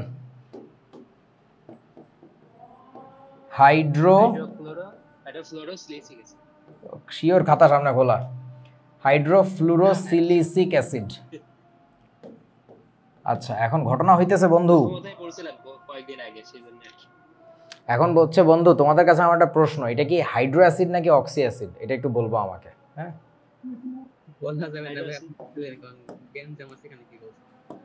যা বলি তখন তো ছোট ছিলে, কিন্তু এখন তো বড় হইছো না, এখন আবার ভাববা। বিশ্বাস করো ভাই, ওস্তাদ হয় কেমনে জানো? একই জিনিস নিয়ে বারবার ভাবে। এখন এটা শুনে মেয়েরা আবার খুশি হয়ে যাবে, রাইট? একই জিনিস নিয়ে বারবার ভাবে, over thinker. We are boss, call us boss. No, not like that, I didn't mean it that way. মানে একটা জিনিস নিয়ে গঠনমূলকভাবে বারবার ভাবা, ওইখানে বারবার ফেরত আসা, ওইটা থেকে একটু ক্লু পাওয়া, আবার না পাওয়া, আবার পথ হারানো, আবার পথে আসা, এটাকে আমরা বলতেছি ওস্তাদ হওয়ার পদ্ধতি আর কি। সো যাই হোক, এটা নিয়ে আগে ভাবছিলা, ফেলে দিও না, আরও ভাবো, মানে হয়তো বা কোনো একটা আনসার পাবা আর কি। ওকে, সো যেমন কালকেও লিখনের সাথে দেখা হয়েছে না, লিখনের সাথে তোদের পরিচয় করা দিব কিছুদিনের মধ্যে ইনশাল্লাহ আর কি। সো হ্যাঁ, তুই তো সেলিব্রিটি, এই কারণে তোরা চিনে। আর ও হচ্ছে পুরো অ্যান্টি সেলিব্রিটি। মানে ওর যে ইন্টারমিডিয়েট লাইফটা কিভাবে কাটাইছে আল্লাহ। ও হঠাৎ মাঝখানে ক্লাসে আসতো, ধর টানা 3 মাস ক্লাস করছে, 1 মাসের খবর নাই। পরে আবার একদিন ক্লাসে আসে, ম্যানেজার বলে আপনি কোন ক্লাসে পড়েন, কোথায় ভর্তি হবেন? মানে আমি ওরা দেখেছি এই চেহারা বানাইছে কেমনে, মানে চুল মূল কাইটা কখনো দাঁড়িয়ে এত বড় বানায়, মানে ঠিক নাই, পাগলের মতো ছিল আর কি। মানে ওরে ফেসবুকেও পাওয়া যেত না, পুরো উল্টা অপোজিট আর কি, মানে তোর অপোজিট বলা যায়। ওকে, যাই হোক, আসো। এটা নিয়ে তো লিখনের কাছে সেদিনও কালকেও চা খেতে খেতে শুনতেছিলাম যে আমি কিছু আইডিয়া ক্লাসে দিছিলাম যেগুলো নিয়ে আমি উত্তর দিতে পারি নাই, বাট ও ঘাটাঘাটি করে পরে বাইট করছে, এবং ও এখন যখন পড়াচ্ছে পোলাপাইনটা এখন কাজে লাগতেছে আর কি। সো ওটা আমি শিখে নিলাম ওর কাছ থেকে। সো এই জন্য কোনো কিছু ছেড়ে দিবা না, ভাববা এটা নিয়ে আবার আর কি। ওকে, সো আপনারা কি বুঝছেন ব্যাপারটা যে প্লাস্টিকের পাত্রে কেন সংরক্ষণ করা হয়? কারণ প্লাস্টিক যে ব্যাপারটা তার সাথে আসলে এই HF এর কোনো বিক্রিয়া হয় না, দ্যাটস আমরা কাচের পাত্রে রাখতে পারবো না, তাহলে এটা কিন্তু কাঁচ পাত্র। ওকে, এটা নিয়ে তোমাদেরকে একটা জিনিস ভিডিও দেখতে বলছিলাম, এটা কি দেখছিলাম? ব্রেকিং ব্যাডের একটা সিন দেখো নাই? ভাইয়া একজন দেখছে, আর কেউ দেখো নাই? ব্রেকিং ব্রেক প্লে করেন একসাথে দেখি, কি করব? একসাথে দেখি সবাই ইউটিউবে প্লে করে। ব্রেকিং ব্যাড তো পুরো মুভিটাই দেখি। আচ্ছা, মুভি না গাধা, এটা একটা টিভি সিরিজ। বুঝছি আমি, তুই কি দেখছস। ওকে, পরের প্রশ্ন আসো। পরের প্রশ্ন হচ্ছে, ল্যাবরেটরিতে কোন ক্ষারকে কাঁচ পাত্রে সংরক্ষণ না করে প্লাস্টিকের পাত্রে সংরক্ষণ করা হয়? বলেন কোনটাকে? একটা ক্ষার আছে যেটাকে কাচের পাত্রে রাখা হয় না, এটাও গ্যাঞ্জাম করে। Sodium hydroxide. সেটা হচ্ছে সোডিয়াম হাইড্রোক্সাইড। এইটাকে কাচের সাথে রাখলে কি সমস্যা, সেটার বিক্রিয়াটা কী হবে যদি আমরা করতে চাই? সো আমরা তো জানি এই বস্তু নামজাদা ক্ষার, সে বিখ্যাত ক্ষার আমাদের পরিচিত। তাহলে এখন আমাকে একটু বলো, silicon dioxide must have to work like an কি বলো তো, অ্যাসিড, অম্লধর্মী পদার্থ হিসাবে কাজ করতে হবে। আর আমরা তো জানি অপধাতুর অক্সাইড হচ্ছে অম্লধর্মী হয়। সো তাহলে এখন আমাদের কি করা লাগবে বলেন তো? এটাকে অ্যাসিড বানানো লাগবে। এটাকে অ্যাসিড চেহারায় আছে নাকি অ্যাসিড বানাইতে হবে? ফাউন্ডেশন মনে করে দেখেন, বানাইতে হবে। তো বানাইতে গেলে কি করা লাগে? ওটার সাথে পানির বিক্রিয়া দিতে হবে। সো এটার সাথে কার জানি মাইকে ঘড় ঘড় শব্দ করে। পানির বিক্রিয়া দিলে কি হবে? এখানে SiOH হোল 4 হবে। এটাকে একটু মানুষ করে লিখলে আমাদের কি পাবো? H4SiO4। ভোডকা অ্যাসিড পাইছি আমরা, ভোডকা অ্যাসিড পাইলে তো বিক্রিয়া হবে না, তাহলে ওইখান থেকে আবার পানি বের করে দিতে হবে। H4SiO4 থেকে কয় অণু পানি বের করবো বলেন? 1 অণু পানি বের করলেই দ্যাট উড বি এনাফ। পানি বের করলা, তাহলে থাকলো কি H2SiO3। তারপরে বলো, এই যে অ্যাসিডটা আছে, এই অ্যাসিডের সাথে এবার কার বিক্রিয়া হবে? ওই সোডিয়াম হাইড্রোক্সাইড যে এতক্ষণ বসেছিল বিক্রিয়া করার জন্য, যে এদিকে রেডি হইতেছে, বিউটি পার্লারে যায় পানি টানি খাইছে, এদিকে বসে আছে। তাহলে এবার কি হবে? সোডিয়াম এসে হাইড্রোজেনকে রিপ্লেস করবে, তাহলে তৈরি হবে Na2SiO3 প্লাস হচ্ছে পানি। সমতা করলে এখানে একটা 2 লাগবে, এখানে একটা 2 লাগবে। তারপর এবার আমরা কি করব? বিক্রিয়া 3টাকে যোগ করে দিব। সো তাহলে যেটা দেখতে পাচ্ছি যে যেহেতু কাচের সাথে সোডিয়াম হাইড্রোক্সাইডের বিক্রিয়া হচ্ছে, দ্যাটস ওয়াই কাচের পাত্রে একে রাখা যাবে না। এটা হচ্ছে কনক্লুশন। বুঝেছো? এই পানিটার উৎস কি? আচ্ছা, ভেরি গুড পয়েন্ট। কে বললো? তন্ময়। গুড। এই যে পানিটা আসলে এটার উৎসটা কি? সোডিয়াম হাইড্রোক্সাইডের ওইটা ছিল হচ্ছে দ্রবণ, গাঢ় সোডিয়াম হাইড্রোক্সাইড, থকথকে পিচ্ছিল পদার্থ, খুবই গাঢ়। সো আমরা ল্যাবরেটরিতে যে সোডিয়াম হাইড্রোক্সাইডটা, বিউটিফুল কোয়েশ্চেন, যে সোডিয়াম হাইড্রোক্সাইডটা ব্যবহার করি, that is basically solution of sodium hydroxide which has got plenty of water, you know. বোঝো নাই আমার কথা? জি ভাই। প্রথম কথা। দ্বিতীয় কথা হচ্ছে, ও যদি বলে যে ল্যাবরেটরিতে এখন থেকে কেউ পাতলা অ্যাসিড রাখবি না, দ্রবণ রাখবি না, পাতলা না রাখো, দ্রবণ রাখা যাবে না, তাতেও এখানে তোমার পানি পাওয়া যাবে। এবার তুমি বলো আমাকে, what would be that source? ওখান থেকেই মানে? ওখান থেকেই মানে ওর মধ্যে কি বোতলের মধ্যে আমার ডিপ টিউবওয়েল আছে নাকি? ওখানে পানি পায় কোত্থেকে? আরে বলদ, বাতাসে জলীয় বাষ্প আছে না, গাধা, বোঝে না। আচ্ছা, তাহলে এবার যেটা হইলো, এই বস্তুর সাথে আমাদের এই বস্তুটা কেটে যাবে, এইটার সাথে আমাদের এই বস্তুটা কেটে যাবে, তাহলে থাকবেটা কি? ও, পানিও তো কাটে। পানি বামে কটা ছিল? 2টা, ডানে 3টা, তাহলে এইটার সাথে এটা কেটে যাচ্ছে, তাহলে একটা পানি রয়ে যাচ্ছে। তাহলে কি লিখবো? আমরা সিলিকন ডাইঅক্সাইড প্লাস কি থাকে? 2টা সোডিয়াম হাইড্রোক্সাইড বিক্রিয়া করে Na2SiO3 এবং সাথে এখনো পানি। সো তার মানে তোমার যে কাঁচটা ছিল কাঁচটাকে গলায় ফেলছে, তাই না? তার মানে কাঁচের পাত্র আর কাঁচের পাত্র থাকবে না। তবে এবার একটু জেনে নাও, এই বিক্রিয়ার গতি খুবই কম, ভয়াবহ কম, যে কারণে তুমি যদি আজকে রাখো হয়তোবা কালকে ব্যবহার করতে পারবা, কয়েকদিন বাদে গেলে ঝামেলা হয়ে যাবে। আর এই বিক্রিয়া প্রচণ্ড ত্বরান্বিত হয়, খুব দ্রুত ঘটে যদি বিক্রিয়ার স্থলে তাপ দেওয়া হয়। সো দ্যাটস ওয়াই আমরা ইনিশিয়ালি টের না পাইলেও by the lapse of time আমরা এটা বুঝতে পারি যে ঝামেলা হয়ে গেছে। আচ্ছা, এইখানে এই প্রশ্নটা আর একভাবে করা হয়, মানে বুয়েটের প্রশ্নটা যেভাবে আসছিল, হ্যাঁ এটা কি যে সেকেন্ডারি স্ট্যান্ডার্ড পদার্থের বৈশিষ্ট্য অনেকটা জি জি জি জি এই জন্য এই যে গাঢ় ক্ষার গাঢ় অ্যাসিড এগুলোকে সেকেন্ডারি স্ট্যান্ডার্ড বলার অন্যতম কারণ হচ্ছে এটা, যে ও ঠিক থাকে না, ও বিক্রিয়া করে ফেলে আর কি। এটার নাম কি? হ্যাঁ, ওই যে লাস্টে যেটা আসছে সোডিয়াম সিলিকেট। হায় হায়, তোরা লবণের নাম পারস না, আমার বলা হয় না, এটা কেমনে হয়? Sodium silicate. আচ্ছা, কি যেন বলতেছিলাম, এখন ভুলে গেছি। ও, প্রশ্নটা বুয়েটে যে বছর আসছিল আমার যত মনে পড়ে, আমাদের সময়কার প্রশ্ন ব্যাংকে পড়ছিলাম যে প্রশ্নটা এইভাবে করা হয়েছিল যে সোডিয়াম হাইড্রোক্সাইড সংরক্ষণের যে পাত্র, সেই পাত্র কেন প্লাস্টিকের হয়? পাত্র যদি প্লাস্টিকের নাও হয়, মানে পাত্রটা ধরো কাচের, তবুও তার ছিপি কেন প্লাস্টিকের হয়? কেউ বোঝে না? তুমি সোডিয়াম হাইড্রোক্সাইডকে, যে আমি একটু আগে পানি ঢেলে খাইলাম এখান থেকে যে পানিটা ঢেলে খাইলাম, এই বোতলের, ধরতে পারতেছি না, এই বোতলের মুখ বরাবর কি পানি লেগে আছে না, ফোটায় ফোটায়, বোঝা নাই বন্ধু? সেই পানি আবার এই মুখে লাগবে, পরে তুমি যখন মুখটা লাগাবা, তোমরা কি বুঝতেছো এই দুই সারফেসের মাঝখানে সোডিয়াম হাইড্রোক্সাইড চলে আসছে। আর এই দুইটা সারফেসই যদি কাচের হয়, তাহলে কাচের সাথে এই পাশেও বিক্রিয়া করতেছে, সে ওই পাশেও বিক্রিয়া করতেছে, পরে যখন সোডিয়াম সিলিকেট সলিড বানায় ফেলবে, এটা তো একটা সলিড ম্যাটেরিয়াল। সো তোমরা কি বুঝতেছো জিনিসটা আঠার মতো কাজ করবে? কেউ বোঝে না? তখন আর বোতল খোলা যাবে না, তখন তোমার কি লাগবে? হাতুড়ি। আমার যন্ত্রপাতি এরা কারা জানি সব নিয়ে যায়। তখন তোমার হাতুড়ি দিয়ে পিটায় বোতল ভেঙে সোডিয়াম হাইড্রোক্সাইড ইউজ করা লাগবে। দ্যাটস ওয়াই তাহলে কী হবে কাহিনী, প্লাস্টিকের সাথে যেহেতু সোডিয়াম হাইড্রোক্সাইড বিক্রিয়া করে না, তাহলে তোমার পাত্র যদি প্লাস্টিকের নাও অ্যাফোর্ড করতে পারো, নো প্রবলেম, তুমি অন্তত ছিপিটা যেন প্লাস্টিকের দাও, তাহলে ছিপির সাথে তো বিক্রিয়া হচ্ছে না, কাচের পাশে বিক্রিয়া হচ্ছে, তাহলে লাগাইতে পারতেছে না দুইটাকে। তোরা কি বুঝছিস আমার কথা আসলে? নতুন নতুন হ্যাঁ বলো।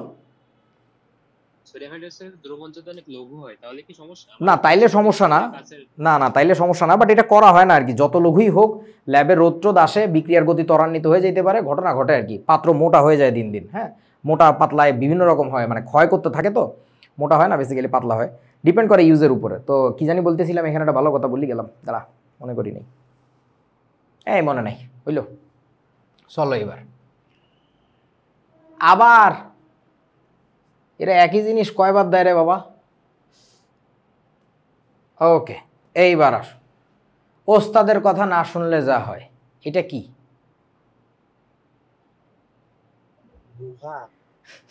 গুহা। আচ্ছা, পুরো অ্যাসিডটা খারে পুড়ে গেছে। এটা হচ্ছে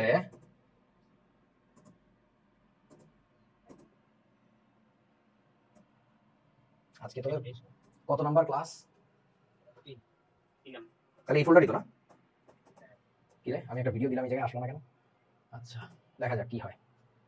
আমরা এখন একটা ভিডিও দেখব, ভিডিও দেখে অনেক কিছু শিখব, যে ওস্তাদের কথা না শুনলে কি হয়, এটা আরিফ ভাই বলছে।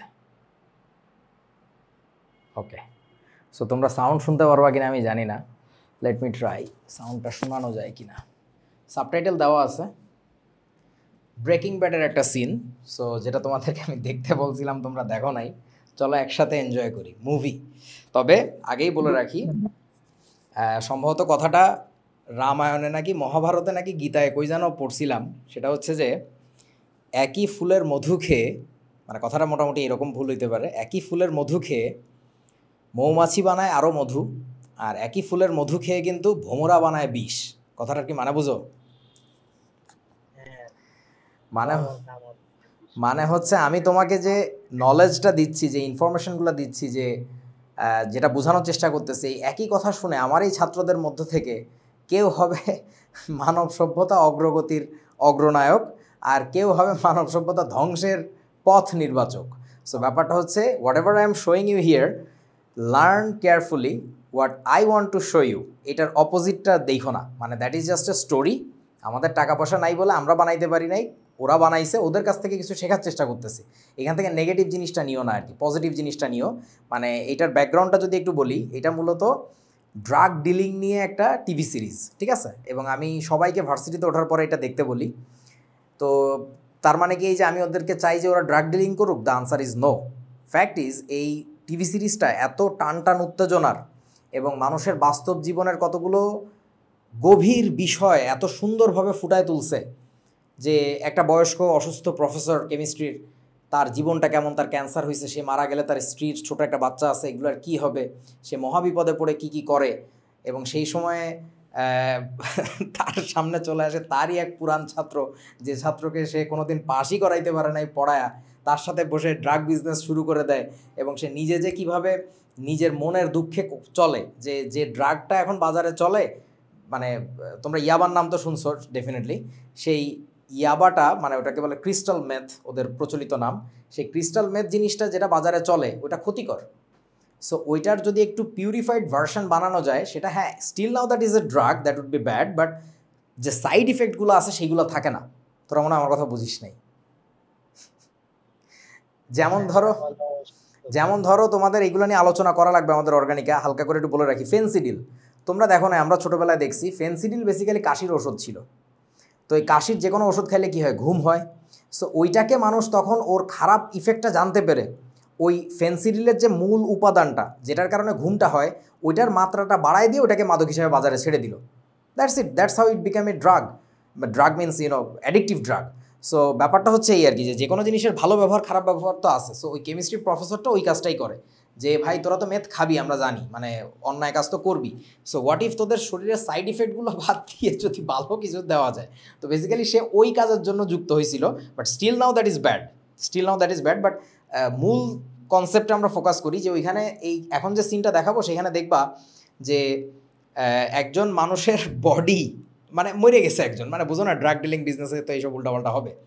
সো একজন মানুষকে মাইরা ফেলছে, এখন সেই মানুষের বডিটারে আমরা কি করি, মানে নর্মালি এই যে পানিতে ভাসায় দেয়, পুঁতে ফেলে, কিছু করে না, তো এগুলো তো পুলিশে ধরে ফেলবে। তো কেমিস্ট্রি প্রফেসর যে বুদ্ধিটা দেয় যে ওরে অ্যাসিডে গলায় ফেলতে হবে। অ্যাসিড আমাদের হাতে পড়লে কি হাত পা ফুটো হয়ে যায় আমরা জানি না। সো বুদ্ধিটা হচ্ছে এরকম দেয় যে ওরে যদি অ্যাসিডে ডিজলভ করে ফেলো তাহলে কেউ টের পাবে না। তোমরা কিন্তু আবার এইগুলো শিখো না, মানে আমি অন্য একটা জিনিস দেখাইতে যাচ্ছি আর কি। সো এখন কোন অ্যাসিডে করতে হবে? তো বুদ্ধি দেয় যে HF করতে হবে, হাইড্রোজেন ফ্লুরাইডে। তো হাইড্রোজেন ফ্লুরাইড দিয়ে যদি তুমি এই কাজ করতে চাও, আমাকে একটু বলো কেমনে করা লাগবে, বলেন। প্লাস্টিক কন্টেইনারে করা লাগবে না? তো প্লাস্টিক কন্টেইনারে করার জন্য ওস্তাদে বলছে যে একটা বড় ড্রাম কিনে নিয়ে আসবা আর HF কিনে নিয়ে আসবা। তো ওই যে ছাত্র তোদের মতো অবস্থা, যেটা বলি এটা শুনে না, নিজের মন মতো তিনিং বিড়িং করে। ও কয় দূর ড্রামকে নিয়ে মাথায় করে নিয়ে যাবে, দরকার কি, HF কিনছি বাথটাবের মধ্যে ঢেলে দিব, হয়ে যাবে। এবার দেখো খেলা কি হয়, আসো।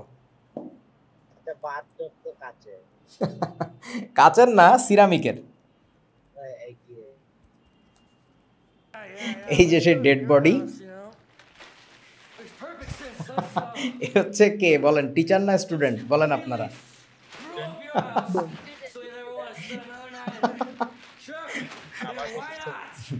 জেসি পিঙ্কম্যান এই যে বাথটাবের মধ্যে রাখছে, নিচে থেকে ক্যামেরা ধরা, বুঝতেই পারতেছো।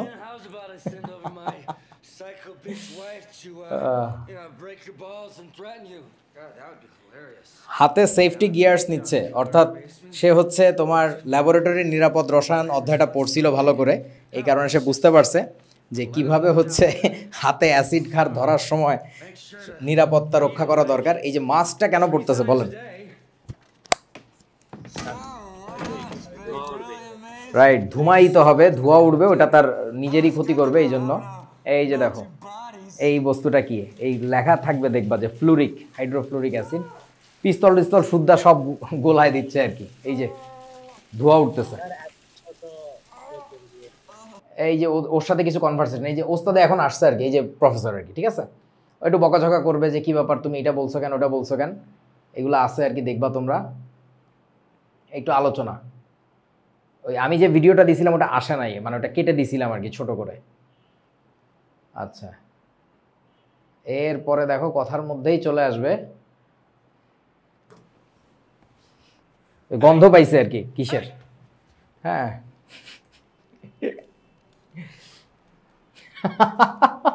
আমার চেহারা আসলে এরকম হয়, তোদের কোনো কাজ করতে দিলে আমার চেহারা আসলে এরকম হয়, তোরা কিছু বুঝোসি না যে কি হলো। এই দেখো ফোটায় ফোটায় অ্যাসিড, বুঝতে পারতেছিস তোরা? সিরামিককে গলাইছে, কনক্রিটকে গলাইছে। আচ্ছা কনক্রিটকে কেন গলাইতে পারছে বলেন? কনক্রিট মানে তো বুঝছো, ইট সিমেন্ট বালি, মানে মোস্টলি এটা তো বালি, তাই না? সো দেখ পুরা কি অবস্থা, মানে যা ছিল ও কাঠ খাবে, কাঁচ খাবে, সব খাবে, ওর কোনো বাধা নেই, ও শুধু প্লাস্টিকের সাথে বিক্রিয়া করে না। এইটা এইচএফ এর একটা অদ্ভুত প্রপার্টি। এই যে দেখেন এত মোটা কনক্রিট, এই যে উপরে বাথটাব সব ফুটো হয়ে বেরোয় চলে আসছে, জাস্ট ইমাজিন।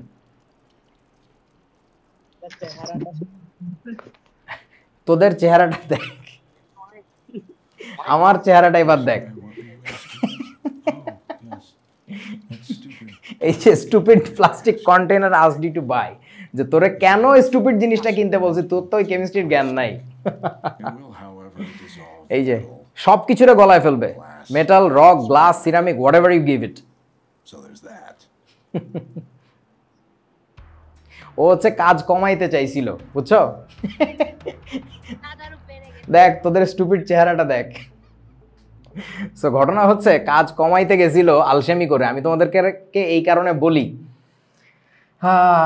নিয়ম মানো, নিয়ম মানো। তুমি ড্রাগ ডিলিং করো বা না করো, মানে তুমি জীবনে যাই করো না কেন, নিয়ম মানার অভ্যেস যাদের নাই তারা কাজ কমাইতে যেয়ে কাজ বাড়ায় ফেলে। I can give you thousands of examples of the people, of the young kids or বুড়ো people that I work with, unbelievable যে এটা করিস না ভাই, এটা এটা। আচ্ছা ধর যেমন এখন মনে পড়লো আমার জীবনে কম্পিউটার খুব বড় একটা ডিভাইস, মানে like whenever I used whatever computer, মানে আমার ওর মধ্যে সব জিনিসপত্র থাকে তো খুব জরুরি। তো তখন আমি ইভেন্ট ম্যানেজমেন্টের কাজ করতাম, মানে আমার তো প্যারালালি অনেকগুলো প্রতিষ্ঠান ছিল আর কি, সো তার মধ্যে একটা ওইটা। তো ওই সময়ে আমার নতুন যে লোকজনগুলো ছিল সবসময় ট্রেনিংয়ের উপর থাকতে হতো, নতুন লোকজন আসতো যে এইটা এইভাবে করবা ওইটাভাবে করবা না আর কি। বারবার বোঝানো হয়েছে যে একটা ইভেন্ট ম্যানেজমেন্টের প্রোগ্রামে গেলে, যেহেতু আমরা একই সাথে ফটোগ্রাফি ভিডিওগ্রাফি সাপোর্ট দিতাম, তো একসাথে না অনেক ধরনের ডিভাইস, মানে ধর যারা শুধু ইভেন্ট ম্যানেজমেন্টের কাজ করে তাদের কাছে কিন্তু হাতুড়ি, সেনি, প্লায়ার্স, ওই সামিয়ানা, বাঁশের খুঁটি এগুলো ছাড়া কিছু থাকে না। কিন্তু আমরা তো একই সাথে আবার ফটোগ্রাফি ভিডিওগ্রাফি সাপোর্ট দিচ্ছি, সো আমার সাথে কিন্তু সেন্সিটিভ ডিভাইসেসও থাকবে। সো পুরা টিমটা যখন যায়, এক টিমের মাল জিনিস যদি আর এক টিমের বক্সের মধ্যে ঢুকে যায়, তুই বুঝতেছস কি বিপদ। এইরকম একটা দুর্ঘটনা ঘটাইছিল এক গাধায়। আমার তখন আমি ডেল ল্যাপটপ ইউজ করতাম, একটা উইন্ডোজের ল্যাপটপ, মানে ওইটা হচ্ছে প্রোগ্রামে নিয়ে যেতাম, ম্যাক নিয়ে যেতাম না আর কি। মানে ওটাতে ওই যে কার্ড ফাঁকা করার জন্য যে মেমোরি কার্ড যেগুলো ফিল আপ হয়ে যায়, এটা এসে এখানে মানে আমাদের ডেটা স্টেশনে কপি করে আর কি, ওইটা দিয়ে। ওই ল্যাপটপটা ঢুকাইছে আমার তো ল্যাপটপের ব্যাগের মধ্যে, কিন্তু ল্যাপটপের চার্জারটা ঢুকাইছিল কিসের মধ্যে জানোস? সামিয়ানার যে বস্তা আছে না, বস্তার মধ্যে ঢুকাই দিস। তোরা বুঝতে পারতেছিস? আসার পরে ওই সামিয়ানার বস্তা তো চলে গেছে নদীর পাড়ে। নদীর পাড়ে মানে মানে আমাদের ওই বিশাল বিশাল সামিয়ানা ছিল, তো ওগুলো ধোয়া লাগতো। তো ধোয়ার জন্য হচ্ছে আমরা ওই যে বেড়িবাঁধের ওইখানে নদীর পাড়ে পাঠাইতাম, ওইখানে ধোপারা আছে, ওরা ধুয়ে দিত। ভাই সেই চার্জার আর পাওয়া যায় না। আর ওই ল্যাপটপের মডেল হচ্ছে একটু পুরাতন, সেই চার্জারই পাইতেছি না। 3টা মাস ক্লায়েন্ট যে কি পরিমাণে গালি দিছে যে আপনারা ছবি দেন না কেন, ভিডিও দেন না কেন। দিব কেমনে? আমার ল্যাপটপ অন করতে পারতেছি না। ওই ল্যাপটপ যে আইডিবিতে পাঠায় আমি খোলাবো হার্ড ডিস্কটা, সে ব্যতিব্যস্ততায় হচ্ছেই না। আর ওই ল্যাপটপ পুরান ল্যাপটপ, তো খুললে কি না কি হয়ে যাবে কে জানে। সো ওই যে মহান বড় ক্ষতিটা হয়ে গেছিল এক মহান ছাগলের জন্য, কেন? জাস্ট ছোট্ট একটা ইনস্ট্রাকশন মানে নাই, যে জিনিসটাকে যে বক্সে ঢুকানোর কথা সেটাকে সেই বক্সে রাখতে হবে। তোমরা প্রায়ই দেখা যায় তোমার এইচএসসি পরীক্ষার অ্যাডমিট কার্ড তুমি আইনে কোন যে তোষকের নিচে ঢুকাবা তুমি আর খুঁজে পাবা না। অ্যাডমিট কার্ড তো তোষকের নিচে থাকার কথা না। ফিজিক্স খাতার মধ্যে ম্যাথ লেখো, ম্যাথের মধ্যে কেমিস্ট্রি লেখো, যার যেটা মন চায়। আমি ইন্টারমিডিয়েটে পড়ছি অল্প কিছুদিন, আমার 9-10 থেকে ফিজিক্স, কেমিস্ট্রি, ম্যাথ প্রত্যেকটার খাতা আলাদা ছিল। আর তোরা যে কী করস, তোরা যখন ব্যাচে আসিস অফলাইনে, যারা কারোর খাতা দেখি না আমি সুন্দর, যে এই খাতাটা আমার রাফ খাতা, এই খাতারই একটা কপি আছে বাসায়, ওটাতে আমি ফ্রেশ করে তুলি। একটার মধ্যে একটা কি যে করস বাবা। সো জীবনে নিয়ম মানার অভ্যেসটা করো, তা নাহলে সমস্যা। আমি এইটাই তোমাদেরকে শিখাইতে চাইছিলাম। আমি তোমাদেরকে ড্রাগ ডিলিং, মানুষের বডি কেমনে ডিকম্পোজ করে, এইগুলো শিখাইতে চাই নাই। এখন এটা না চাইলেও না অনেকে এখান থেকে শিখবে। তোমরা মনে হয় আমার কথাটা বোঝো নাই। সো ওই দিকে যাইও না, যাও হচ্ছে এই দিকে। আর এখান থেকে না শেখার আরও অনেক ব্যাপার আছে। ধর তোর পাশের বাসায় কি একটা ঘটনা ঘটে, তুই জানিস না, সারাদিন পর্দা টর্দা লাগানো থাকে, কিন্তু কোনো একদিন তুই হাঁটা চলার সময় দেখলি বোতলে বোতলে খালি এইচএফ আসে, তুই তো অনেক কিছু বুঝবি, তাই না? মানে এইগুলোর জন্য আর কি, মানে তোমার যত এইসব টিভি সিরিজ ভালো ভালো মুভি টুভি দেখা হয়, তোমার চোখ কান অনেক খোলে, তুমি ছোট্ট একটা জিনিস দেখো না, একটা আঁচ পাও যে maybe something bad is going on their বা সামথিং ফিশি, এই আর কি, ভালো হোক আর খারাপ হোক এগুলো আর কি। সো আবারও বলতেছি, এটা দেখাইলাম এখানে তোমাদেরকে একটু স্মার্ট করার জন্য, তোমারে ড্রাগ ডিলিং বা এইসব এইগুলো শেখানোর জন্য না আর কি, মানে যেটা বুঝাইতে চাইছি আশা করি বুঝছো। ওকে, সো চলেন এবার বন্ধন ভাঙন গড়নের সেই পুরান কথাটা আমাকে একটু বলেন তো। বন্ধন গঠিত হলে বলো কি হয়? শক্তি নির্গত হলে শক্তি নির্গত হয়। আর বন্ধন কি যেন করবো এবার আমরা? ভাঙতে হলে শক্তি কি হবে? শোষিত হয়। এখন আমাকে একটু বলো, এইখানে কি যেন হয়? নির্গত হয় মানে কি? সিস্টেম থেকে নির্গত হয় না? সিস্টেম থেকে পরিবেশে নির্গত হয়। আর এখানে কি হবে বলো? পরিবেশ সিস্টেমে মানে এটা হচ্ছে পরিবেশ থেকে। হ্যাঁ, এটা অনেকে বোঝে না যে কোথা থেকে কোথায়, পরিবেশ থেকে। আচ্ছা, তাহলে আমাকে একটু বলেন, এই প্রথম ঘটনায় ডেল এইচ কি প্লাস হবে নাকি মাইনাস হবে বলো? নির্গত হয়, তার মানে ডেল এইচ হচ্ছে নেগেটিভ, আর এই ঘটনায় হচ্ছে ডেল এইচ পজিটিভ। জাস্ট আবারও মনে করাই দিলাম। ওকে, এবার আমাদের শিখতে হবে আয়নীকরণ শক্তি। ওকে, আয়নীকরণ শক্তির সংজ্ঞাটা একটু বড় দেখা যায়, বাট জিনিসটা খুবই ন্যাচারাল। পর্যায়বৃত্তিক একটা ধর্ম ছিল আয়নীকরণ শক্তি, হোপফুলি আপনাদের মনে আছে। কাদের জন্য যেন বের করি আমরা? ধাতু নাকি অধাতু? ধাতুদের জন্য। হ্যাঁ, 9 10-এও তোমরা একটু দেখছিলা। কনসেপ্টটা কি? কোনো একটা মৌলের 1 মোল পরমাণু নিতে হবে, 1 মোল, এবং সেই পরমাণুটাকে নিতে হবে গ্যাসীয় অবস্থায় বিচ্ছিন্ন। কোনো একটা পদার্থকে তাপ দিলে সে তরল হয়, আরও তাপ দিলে গ্যাস হয়, গ্যাস হলে পরমাণুগুলো বিচ্ছিন্ন হয়ে যায়। ওইটাকে নিয়ে তাপ দিয়ে এত পরিমাণে তাপ দিতে হবে যে প্রত্যেকটা পরমাণু লাস্টের শক্তি স্তরে যে ইলেকট্রনগুলো আছে সবাই কয়টা করে ইলেকট্রন ছেড়ে দিবে বলেন তো? একটা করে ইলেকট্রন ছেড়ে দেবে। সো একটা করে ইলেকট্রন ছাড়লো, কত দূরে ছাড়বে? অসীম দূরত্বে ছেড়ে দিবে। অর্থাৎ এমন না যে আমি একটু ছাড়ছি একটু পরে আবার নিব নাই, তা হবে না। তুমি ছাড়বা মানে পার্মানেন্টলি ছাড়বা, ঠিক আছে? সো যদি একটা করে ইলেকট্রন ছেড়ে দেয় প্রত্যেকটা পরমাণু, তাহলে বলেন তো এরা সবাই কেমন চার্জে চার্জিত হয়ে যাবে? Plus charge. কতগুলো প্লাস হবে? একক ধনাত্মক চার্জ হবে, ঠিক আছে? সো এইটা করতে গেলে তোমার যে পরিমাণে তাপ ওকে দেওয়া লাগছে, সেই তাপ শক্তিটাকে আমরা বলবো হচ্ছে ওই মৌলের আয়নীকরণ শক্তি। অর্থাৎ গ্যাসীয় অবস্থায় বিচ্ছিন্ন কোনো মৌলের 1 মোল পরমাণুকে তাপ দিয়ে প্রত্যেকের বহিঃস্তর থেকে একটা করে ইলেকট্রন অসীম দূরত্বে নিয়ে যাব। এটার জন্য যে পরিমাণ তাপ শক্তি পরিবেশ থেকে সিস্টেম অ্যাবজর্ব করে নেয়, শোষণ করে নেয়, তাকে বলে ওই মৌলের আয়নীকরণ শক্তি। আশা করি কিছু বোঝো নাই, বুঝেছো?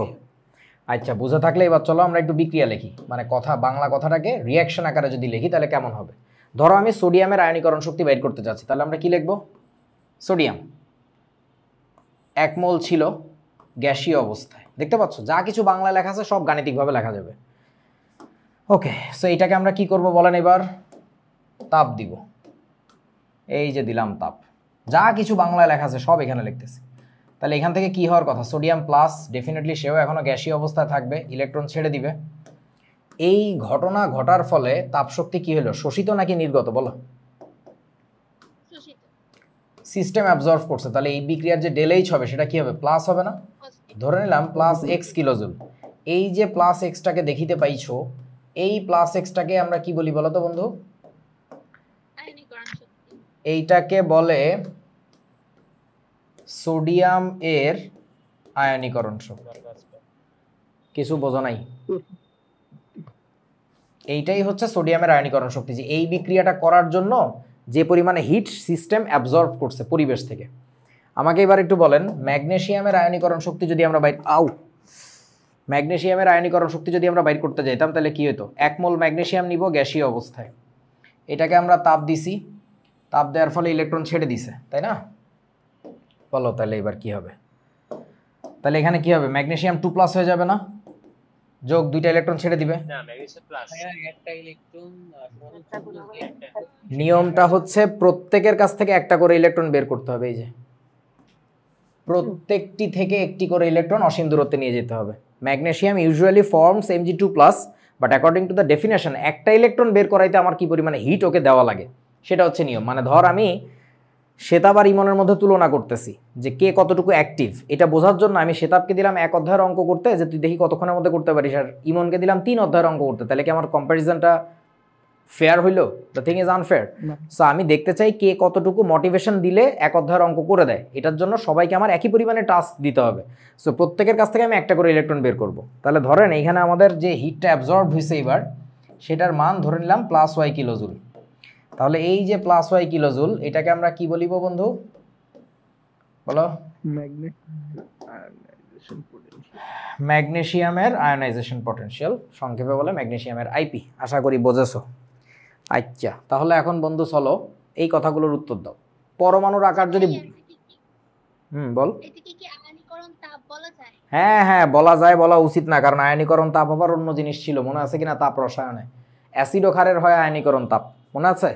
এখন তাপ, শক্তি, কাজ, বিভব সবই তো একই আলটিমেটলি, সামান্য সামান্য ডিফারেন্স আছে আর কি।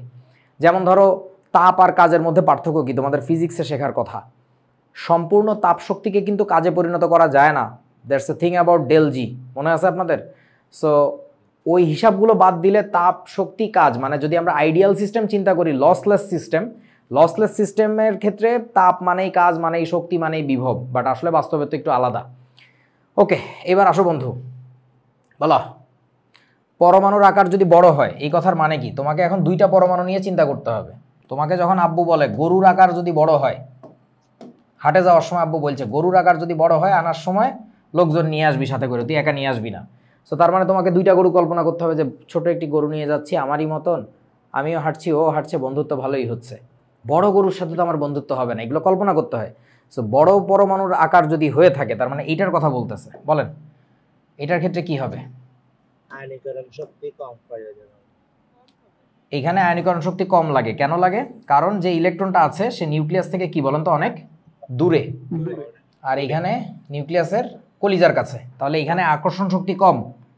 আকর্ষণ শক্তি কম মানে অল্প তাপ দিলে ফুস করে বেরিয়ে চলে যাবে। তাহলে আইপি এর মান, আয়নীকরণ শক্তি কম।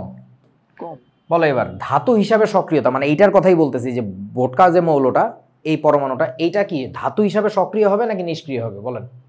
সক্রিয় হবে বেশি। সক্রিয় হবে। কেন? কেন? ভাইয়া ধাতু আছে দ্রুত একটা ইলেকট্রন ছেড়ে দিতে পারছে।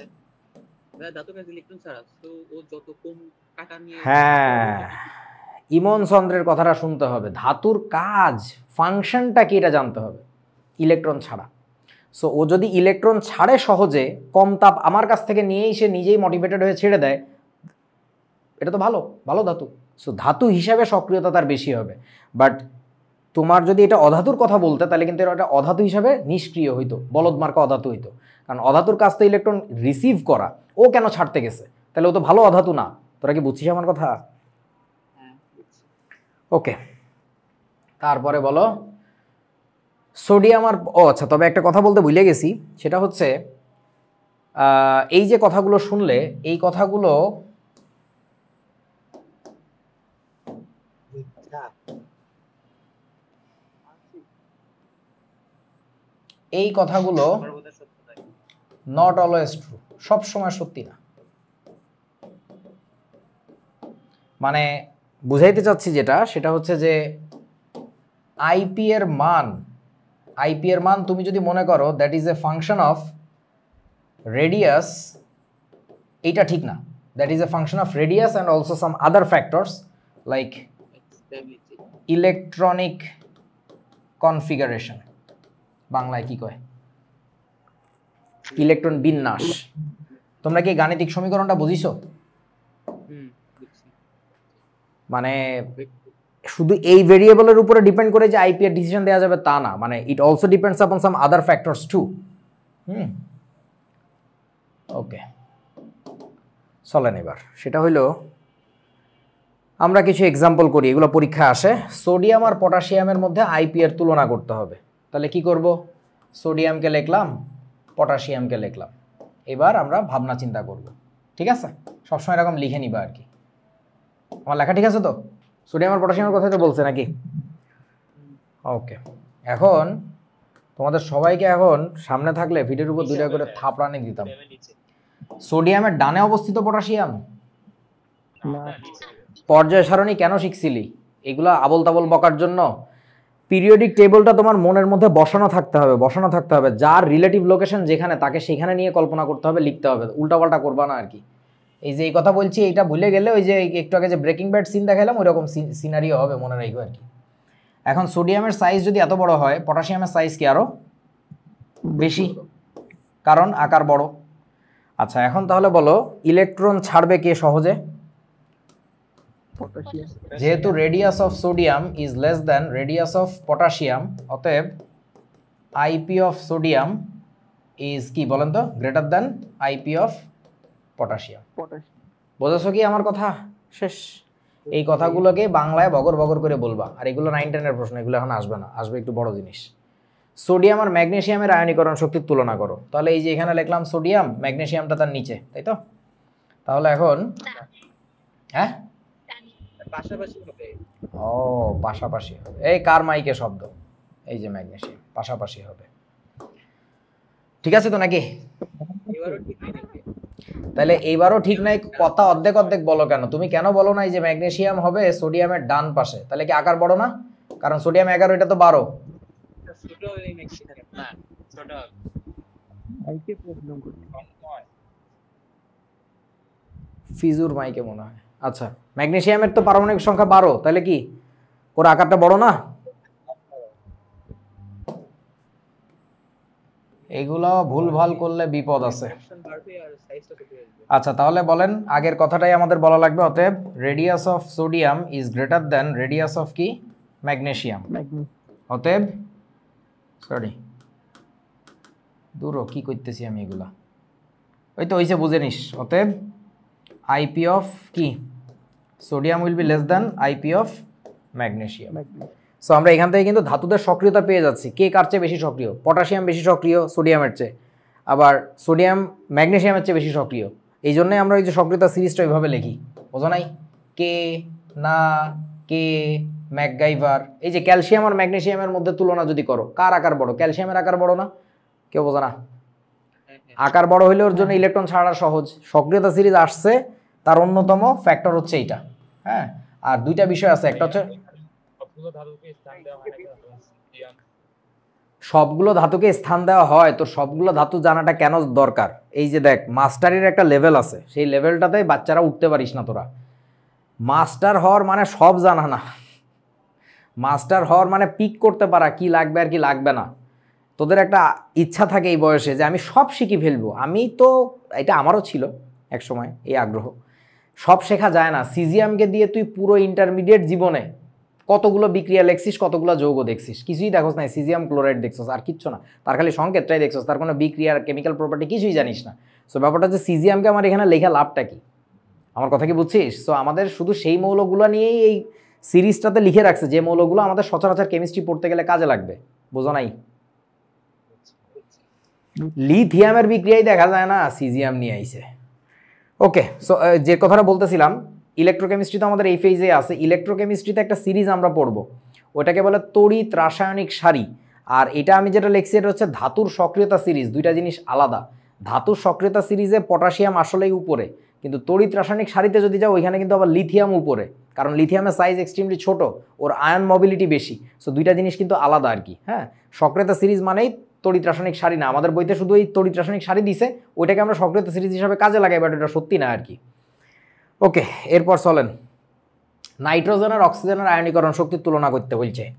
তাহলে আমরা কাকে লিখবো? নাইট্রোজেনকে লিখবো। এই যে তোমার নাইট্রোজেন, অক্সিজেন তার ডান পাশে। তোমরা তো এই পুরো কথা বলো না, বলো পাশে। কোন পাশে? পাশে রে ভাই, পাশে। আচ্ছা, নাইট্রোজেন এখানে থাকলে অক্সিজেন এখানে থাকবে, তাহলে অক্সিজেনের আকারটা একটু ছোট। সো তাহলে বলেন আইপি এর মানের ক্ষেত্রে কি হবে? তাহলে যেহেতু radius of sodium is bigger than radius of oxygen, তাহলে অতএব আইপি অফ নাইট্রোজেন কি হবে less than IP of oxygen, ঠিক আছে? হবার কথা। না ভুল। আচ্ছা, এইটা হচ্ছে কি জানো, এইটা হবার কথা, এই আবার মাইকে শব্দ, এইটা হচ্ছে নরমালি হবার কথা, তবে এটা হয় না কেন জানি, আমাদের ইলেকট্রন বিন্যাস লেখা লাগবে 1s2 2s2 তারপরে কি 2p3, 2p3টাকে আমি বক্স আকারে লিখতেছি যেন ভালো বোঝা যায়। সো 2p3 এর ইলেকট্রনিক কনফিগারেশনটা কেমন, এমন, এই যে এমন। বলো এবার কি হবে এখানে, 1 2 3, এটা হচ্ছে নাইট্রোজেনের কনফিগারেশন। এবার আমরা যদি অক্সিজেনকে দেখি তাহলে কি হবে, অক্সিজেনের ক্ষেত্রে এখানে একটা এক্সট্রা আছে, তাই না? তাহলে কার ইলেকট্রনিক কনফিগারেশন বেশি স্টেবল, নাইট্রোজেন নাকি অক্সিজেন?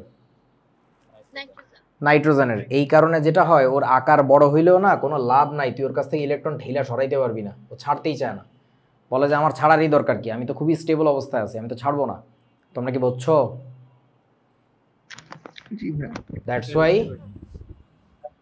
নিষ্ক্রিয় কেউ কি বললা যে বোঝো নাই, আবার বলবো নাকি? না ভাই বুঝছি। আচ্ছা, যদি কেউ না বুঝে থাকো তাহলে এই যে এখানে আছে, দেখো, ওই এই যে নাইট্রোজেন ও অক্সিজেন ইলেকট্রন বিন্যাস থেকে দেখা যায় যে হুন্ডের নীতি অনুযায়ী, যে কথাটা তোমরা কেউ বলো না, এই কথাটা বলাই লাগবে, এই লোকটা এত কষ্ট করে একটা থিওরি দিয়েছে, তোমরা তারে পাত্তা দাও না, এমনভাবে কথা বলো মনে হয় যে এটা তোমার নিজের থিওরি। হুন্ডের নীতি অনুযায়ী নাইট্রোজেনের ইলেকট্রন বিন্যাস অক্সিজেনের চেয়ে বেশি স্থিতিশীল, এই যে নাইট্রোজেনেরটা অক্সিজেনের চেয়ে বেশি স্টেবল। দ্যাটস ওয়াই নাইট্রোজেনের তুলনায় অক্সিজেনের ব্যাসার্ধ ছোট হওয়া সত্ত্বেও অক্সিজেন পরমাণু হচ্ছে নাইট্রোজেনের ইলেকট্রন অসীম দূরত্বে নিয়ে যেতে অনেক বেশি এনার্জি দিতে হয়, মানে নাইট্রোজেনের আকার বড়, সো হোয়াট, ওর ইলেকট্রনিক কনফিগারেশনটা অনেক স্টেবল, এখান থেকে বের হইতে চাচ্ছে না, বুঝছিস কি? ওকে, সো তাইলে কি হচ্ছে, আইপি এর ভ্যালু দিয়ে দিছি এখানে, এটা মুখস্থ করার দরকার নেই, জাস্ট মানে জানার জন্য আর কি তোমাদের, যে আইপি অফ নাইট্রোজেনের বড় হবে, এই যে দেখো ডিফারেন্সটা দেখো, 13.9 আর এটা 14.02, মানে এর চেয়ে কত 13 বাদ দিলে কত হয়, 63 না দূরও কত 87 কিলোজুল এখানে এনার্জি বেশি, বুঝতে পারছিস কি তোরা? ওকে চলেন, এবার আমরা কোথায় গেলাম, আর্সেনিক আর সেলেনিয়ামের আয়নীকরণ শক্তির তুলনা করো। ইমন শেতাব কথা বলবা না, তোমরা এগুলো আগে দেখছো, ভাব মারি লাভ নাই, বলো বলো বাকিরা বলো, কার বেশি হবে কার কম হবে, আর্সেনিক আর সেলেনিয়াম?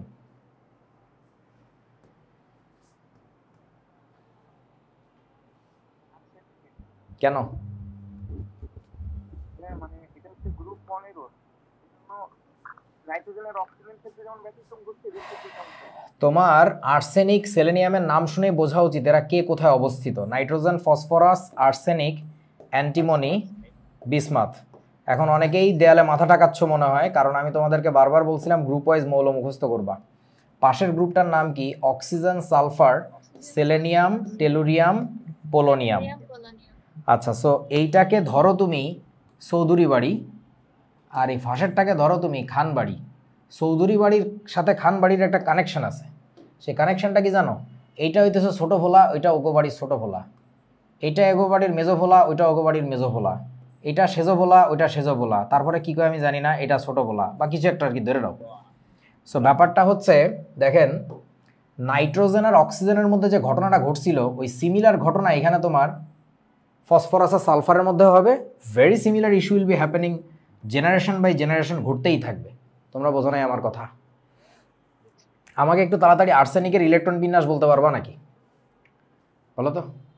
এইটার লাস্টের শেলে কি ছিল বন্ধু, 2s2 2p3 ছিল না? তাহলে এটা কি হবে 3s2 3p3, এটা হবে কত 4s2 4p3। একই গ্রুপে ইলেকট্রনিক কনফিগারেশন সেম থাকে, তাহলে ডেফিনেটলি এটা কি হবে বলেন তো, 4s2 4p4। গ্রুপ ওয়াইজ যদি এখনও কেউ মৌল মুখস্থ করার মোটিভেশন না পাও, আমি জানি না এরপরে আর কীভাবে পাবা, এইসব কঠিন কঠিন প্রশ্নের উত্তর দিবা কেমনে তুমি যদি গ্রুপের কনসেপ্টটা না বুঝো আর কি।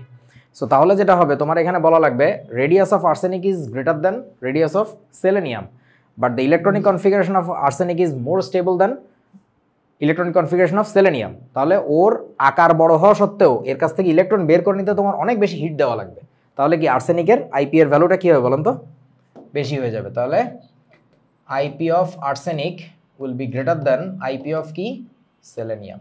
এখানে এক্সাম্পল দেওয়া আছে, এটা হচ্ছে এক্সাম্পল মানে ডেটাটা লেখা আছে, এটা হচ্ছে আর্সেনিকের এটা হচ্ছে সেলেনিয়ামের। দেখেন 941 947, আশা করি বোঝেছো। আচ্ছা, তারপরে চলো বেরিলিয়াম আর বোরনের আয়নীকরণ শক্তির তুলনা। মজার, বেরিলিয়াম আর বোরন। বেরিলিয়াম কোথায় আছে? কোনো এক জায়গায় আছে বেরিলিয়াম, বোরন তার ডান পাশেই আছে। সো বেরিলিয়ামের আকার বড় হবে বোরনের চেয়ে। এই যে বলো কি হবে তাহলে আমাদের কাহিনী? তাহলে radius of beryllium is greater than radius of boron.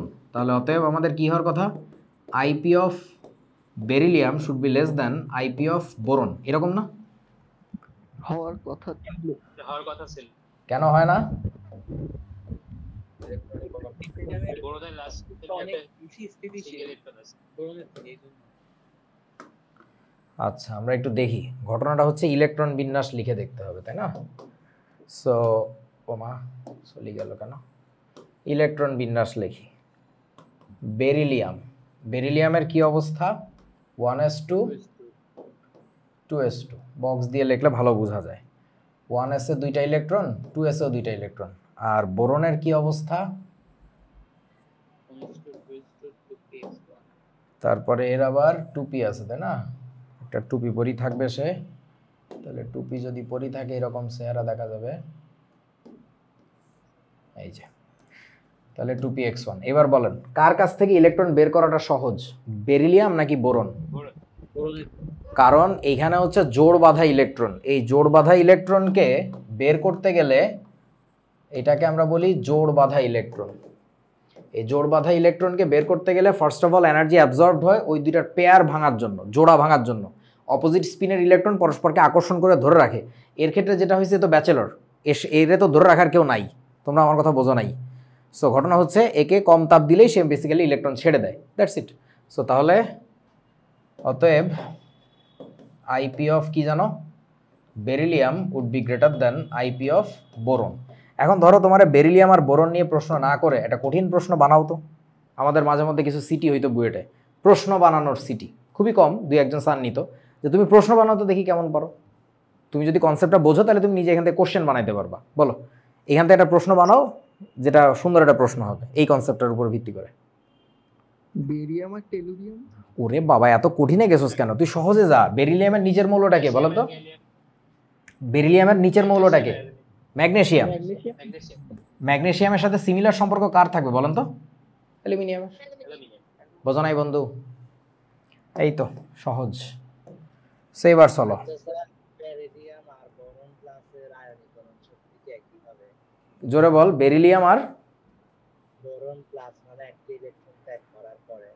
আচ্ছা, এটা একটা সিডাং ভালো প্রশ্ন করছে। এটা একটা সিডাঙ্গা প্রশ্ন, তো পরে সিডাং বাসুডিতে আমি যে বলবো। দেখো সোডিয়ামের চেয়ে ম্যাগনেসিয়ামের আয়নীকরণ শক্তি উল্লেখযোগ্য পরিমাণে বেশি কেন? একটু আগে আমরা শিখে আসছিলাম সোডিয়ামের চেয়ে ম্যাগনেসিয়ামের আইপি বেশি, কিন্তু এখন আবার জিজ্ঞেস করে বসছে উল্লেখযোগ্য পরিমাণে বেশি কেন, এবং ডেটাও তারা দিয়ে দিছে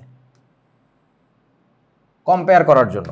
দেখো সোডিয়ামের হচ্ছে 496, ম্যাগনেসিয়ামের হচ্ছে 735, অলমোস্ট ডাবল।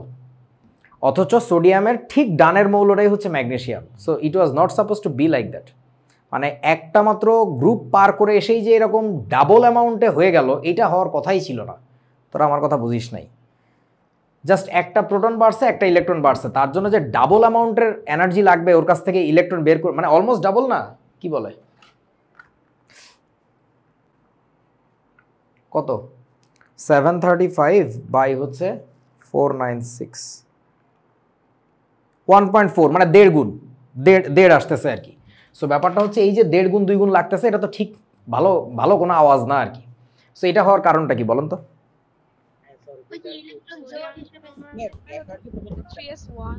আর ম্যাগনেসিয়ামের 3s2 বেশি স্থিতিশীল। কে বললি এটা? তুই কবে আইছস? তোরা তো আজকে জীবনে প্রথম শুনতেছি। এই কোয়ার্টারে। ওরে আল্লাহ, ফেইজে। ওকে, সেটা হচ্ছে সোডিয়াম, এটা হচ্ছে ম্যাগনেসিয়াম। তাহলে ম্যাগনেসিয়ামে কি হয়েছে? এখানে একটা জোড় বাঁধা ইলেকট্রন আছে। সো এই যে এ তো ছিল ব্যাচেলর আর ও তো বিবাহিত, ওরা বাইর করতে খবর আছে। সেই জন্য এনার্জি তোমার 2 স্টেপ লাগে। ফার্স্ট স্টেপে কি হয়? জোড় ভাঙা লাগে। এই কথাটা স্পষ্ট করে একটু বলবা, তোমাদের হাতে পায়ে ধরি বাবা। তোমরা কথা স্পষ্ট করে বলো না। জেনজির সমস্যাটা যেটা, ওই যে কি বলে জানি, এই আহমদুল্লাহ হুজুর একটা কথা বলছে না, যে এদের মাটিতে কি শোয়া পেটের উপর দুটো পাড়া দিলেও মুখ দিয়ে সূরা ফাতিহা ছাড়া কিছু বের হয় না, কি জানি এটা বলছে না। তো আমি যদি কোনোদিন এরকম অলি আল্লাহ হই, তাদের মতো বড় বড় মঞ্চ হবে, আমি একটা কথা বলবো, আমার ফোলা ফাইনকো মাটিতে শোয়া পেটের উপর দুটো পাড়া দিলেও এদের মুখ দিয়ে ওই সোডিয়াম আর ম্যাগনেসিয়াম ছাড়া আর কিছু বেরোবে না। ইলেকট্রন বিন ওই আছে হয়েছে, মানে জেনজির যে কি অবস্থা, ফ্যাটের মধ্যে কথা বেরোয় না। কথাটা স্পষ্ট করে বলবা, এনার্জি রিকোয়ারমেন্ট এখানে 2 স্টেপ ঘটে। ফার্স্ট স্টেপে জোর ভাঙতে হবে, সেকেন্ড স্টেপে হচ্ছে ইলেকট্রনটাকে অসীম দূরত্বে নিতে হবে। আর ওর ক্ষেত্রে জোর তো ভাঙা লাগতেছে না, শুধু অসীম দূরত্বে নিলেই হচ্ছে। দ্যাটস ওয়াই এখানে এনার্জি রিকোয়ারমেন্টটা অনেক বেশি বেড়ে যায় আর কি, মানে নর্মালের চেয়ে অনেক বেশি বাড়ে। That's it. ভাই আমি তাহলে এখানে প্রশ্ন করতাম যে সোডিয়াম প্লাস এবং ম্যাগনেসিয়াম প্লাসের মানে উল্টা হয়ে যায় কেন পরে আয়নীকরণ শক্তিতে? আচ্ছা ঠিক আছে, ওটাতে পরে যাচ্ছি আর কি, পরে যাচ্ছি, দাঁড়া। আগে এই প্রশ্নের উত্তর দাও। সোডিয়াম, ম্যাগনেসিয়াম এবং অ্যালুমিনিয়ামের আয়নীকরণ শক্তির তুলনা করো। সো দেখো, আলাদা করে আমরা সেপারেটলি সোডিয়াম আর ম্যাগনেসিয়ামের করছিলাম। এটা কার? সিয়াম সিয়াম সিয়াম ব্রো, মাইকে শব্দ হয় বিনবিন করে, তোমার একটু মাউথপিস দূরে সরাও। সিয়াম, হ্যালো, মোহাম্মদ সিয়াম কার নাম? আচ্ছা, সোডিয়াম, ম্যাগনেসিয়াম, অ্যালুমিনিয়াম 3 জনকে নিয়ে লাগবে। এই প্রশ্নটা অন্যভাবে আসতে পারে, গ্রুপ 1 এ 2 এ 3 এর মৌলসমূহের আয়নীকরণ শক্তির তুলনা। 1 এ 2 এ 3 এ মানে বুঝছো তো, গ্রুপ 1 2 3। সো আপনারা একটু বলেন, আমরা যদি একটু ইলেকট্রন বিন্যাস দেখে দেখে কাজ করি ভালো হবে।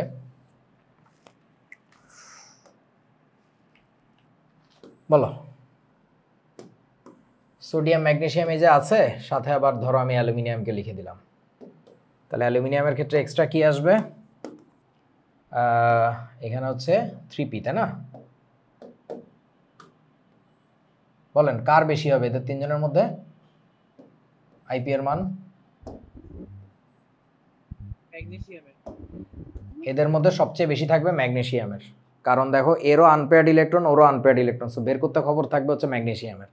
আচ্ছা, এবার আমাকে একটু বলেন যে কার ইয়া হবে, মানে সবচেয়ে কম হবে কার এনার্জি, আইপি এর মান, সোডিয়াম নাকি অ্যালুমিনিয়াম?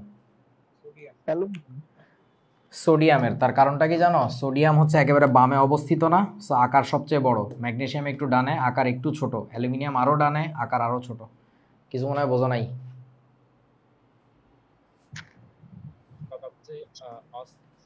সবচেয়ে স্থিতিশীল পর্যায়ের আগের পর্যায়টাই হচ্ছে অস্থিতিশীল। কে জানি কাপড় কাচতেছে, সেই শব্দ পাওয়া যাইতেছে, খাচ্ছে খাচ্ছে খাচ্ছে, কি একটা শব্দ হইলো। সেতাব কি বললি? সব থেকে স্থিতিশীল পর্যায়ের আগের পর্যায়টাই সবচেয়ে অস্থিতিশীল না? পর্যায় আবার কি? হ্যাঁ হইলো তো। তো সেই বিবেচনায় তো সোডিয়াম সব থেকে বেশি হচ্ছে মানে ইলেকট্রন আসক্তি, মানে আইপি হচ্ছে কম দেখাবে। হ্যাঁ, সেই কথাও বলতে পারো। জাস্ট ওর এটা ছেড়ে দিতে পারলে ও খুবই স্টেবল অবস্থায় চলে যাচ্ছে 2p6, বাট অ্যালুমিনিয়ামের ক্ষেত্রে তো এটা হবে না। ও ছাড়ার পরে আরও এই দুটা ছাড়তে হবে, তারপরে সে খুবই স্থিতিশীল হবে। তোরা কি বুঝছিস ব্যাপারটা? ওই চিন্তাও করতে পারো আর কি। এনিওয়ে, সো আমরা এক্স অক্ষে কি বসাচ্ছি? এক্স অক্ষে বসাবো হচ্ছে গ্রুপ, অথবা বসাইতে পারি পারমাণবিক সংখ্যা। এবার আমরা ওয়াই অক্ষে বসাবো হচ্ছে আইপি এর মান। এটা যদি বসাই তাহলে সুন্দর একটা গ্রাফ পাবো। এই গ্রাফটা দিয়ে অনেক সময় এক্সপ্লেন করতে বলতে পারে। তাহলে গ্রুপ যদি বসাই তাহলে এখানে আমাদের কি আছে? এটা আছে আমাদের 1A, ধরো এটা হচ্ছে আমাদের 2A, আর এটা আছে হচ্ছে আমাদের 3A, এরকম আর কি, 3A। অথবা আমি যদি এখানে কি বলো, এটার নাম কি, পারমাণবিক সংখ্যা বসাই, তাহলে এখানে কত হবে? 11, এখানে হচ্ছে 12, এখানে হচ্ছে 13। এই বুঝতে পারছিস তো? বুঝে নিস আমি কি লিখছি। আচ্ছা, মানে যে কোনোভাবেই গ্রাফ পরীক্ষা আসতে পারে আর কি। এখন বলেন, তাহলে ধরে নিলাম সোডিয়ামের আইপি এর ভ্যালু হচ্ছে এই জায়গায়, তাহলে বলেন ম্যাগনেসিয়ামেরটা কি হবে? আরও উপরে যাবে না? বোঝা না? ম্যাগনেসিয়ামেরটা আরও উপরে যাবে আর কি। তো ধরলাম এই যে এই জায়গায় চলে গেছে, এইখানে কি হলো এটা, এই যে ম্যাগনেসিয়ামেরটা এখান থেকে এইখানে গেছে। এবার বলো অ্যালুমিনিয়ামেরটা কি হবে? আরও উপরে যাবে নাকি নিচে থাকবে? নিচে থাকবে, তবে সোডিয়ামের উপরে থাকবে। সোডিয়ামের উপরে, তবে ম্যাগনেসিয়ামের নিচে। সো ধরো লোকেশনটা মোটামুটি এইরকম একটা জায়গায়, আমি জানি না, আন্দাজে আঁকতেছি। গুগল থেকে ডেটা নিবা যে কোথায় কি অবস্থিত, আসলে আমার জানা নাই। আচ্ছা, তাহলে ছবিটা আঁকলে এরকম হবে, এটা উপরে যাবে, তারপরে আবার নিচে আসবে। ওকে, সো আমি যদি একটু লাইন টেনে দেই তাহলে তোমাদের জন্য বুঝতে আরও সুবিধা হবে। এই যে এটার লোকেশনটা এখানে এসে বাড়ি খাইছে, ঠিকছে, আর এটার লোকেশনটা এখানে এসে ঠেকছে। দূরো এই বুঝছিস তো ব্যাপারটা? এই যে, আর এই যে সোডিয়াম তো এখানেই আছে, বুঝেছিস? জি জি। ওকে, তাহার পরে নিষ্ক্রিয় গ্যাস সময়ের আয়নীকরণ শক্তির তুলনা বলো। নিষ্ক্রিয় গ্যাসের আয়নীকরণ শক্তির মান কত হবে? হিলিয়ামের সবথেকে বেশি হবে। এই আর এক গরু। নিষ্ক্রিয় গ্যাসগুলো কি পটেশনের একেবারে ডানে অবস্থিত না? সো যেহেতু ওরা সবচেয়ে ডানে অবস্থিত, তার মানে ওদের আকারটা হচ্ছে কি সবচেয়ে ছোট। সো আকার সবচেয়ে ছোট হলে নিঃসন্দেহে ওদের আইপি এর মান কি সবচেয়ে বেশি হবে। আচ্ছা, আকার যদি সবচেয়ে ছোট হয় তাহলে আইপি এর মান বেশি, তাহলে এখন সেটা কত জানো? নিষ্ক্রিয় গ্যাসের আইপি এর মান আমরা বলবো হইতেছে ওয়াসিম। এটা গাণিতিক ভাষায় বলা, গণিতের ভাষায় বললে জিনিসটা অসীম। নট দ্যাট যে মানটা মানে ইনক্যালকুলেবল তা না, মানে পরিমাপযোগ্য না তা না, বাট অন্যদের আইপি এর মানের তুলনায় এই মানটা অনেক বেশি হয়। তোমরা কি বুঝছো আমার কথা? এই জন্য আমরা বলি এটাকে অনেক বেশি। এই যে বলদ,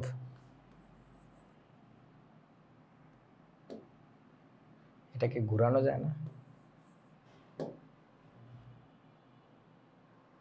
আল্লাহ, টেকনোলজি আমাকে দিয়ে হবে না, আমি একটা নতুন টেকনোলজি করতে চাইলাম, হইল না। এ বাবারা, বুঝছিস আমার কথা?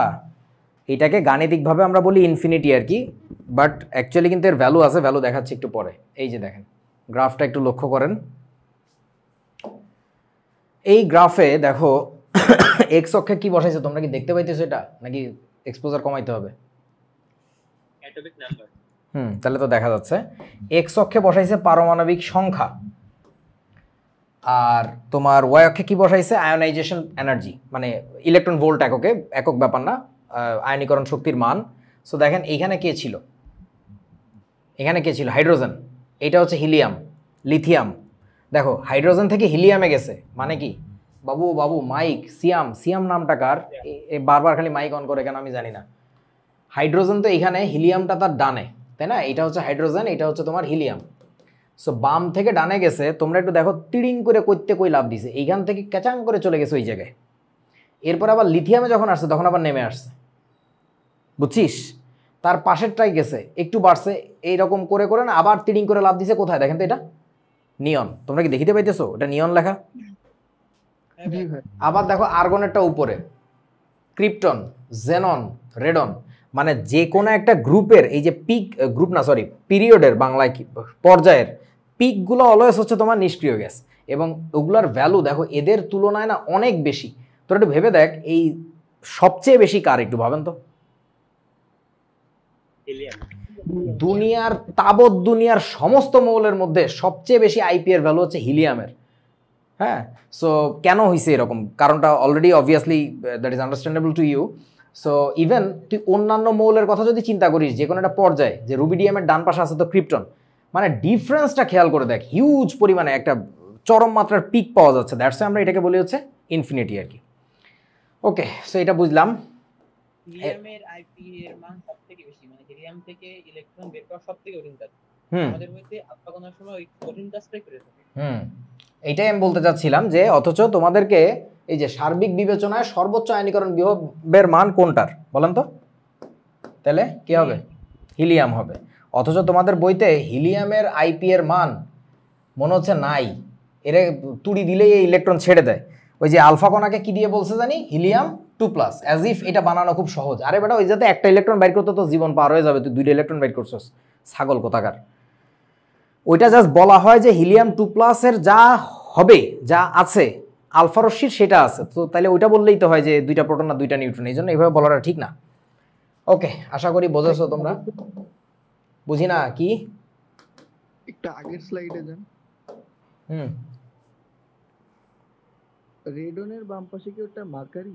জি, মার্কারি। ওটার আবার হঠাৎ করে এত বেশি? ওইটার জন্য তোমার ওর হচ্ছে আগের গুলা একটু দেখতে হবে, যে শুধু ওর একার বেশি না, আস্তে আস্তে কিন্তু বাড়ছে। হ্যাঁ, ওই স্পেসিফিক পিরিয়ড নিয়ে কথা বলতে হবে আর কি, তাহলে বোঝা যাবে। হঠাৎ করে এই মার্কারিটাকে এক্সপ্লেন করা যাবে না। ঠিক আছে, জি ভাই। ওকে, গুড কোয়েশ্চেন, একটু ভাবো আর কি এটা নিয়ে। আবার কিছু কিছু মৌলের হচ্ছে কি নিষ্ক্রিয় গ্যাসের থেকে অনেক বেশি। কার নিষ্ক্রিয় গ্যাসের থেকে অনেক বেশি? কোথায় পাইলি তুই? মানে এবার দেখেন হিলিয়ামের আশেপাশে যেগুলো আছে, হিলিয়ামের অপোজিট নিচে যেগুলো সেগুলো তো নিয়নের থেকে বড়।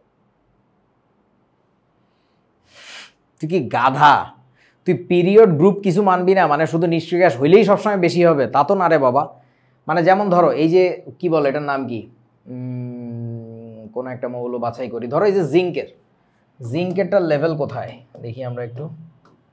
এই যে ধরো জিঙ্কের লেভেলটা হচ্ছে এই জায়গায়।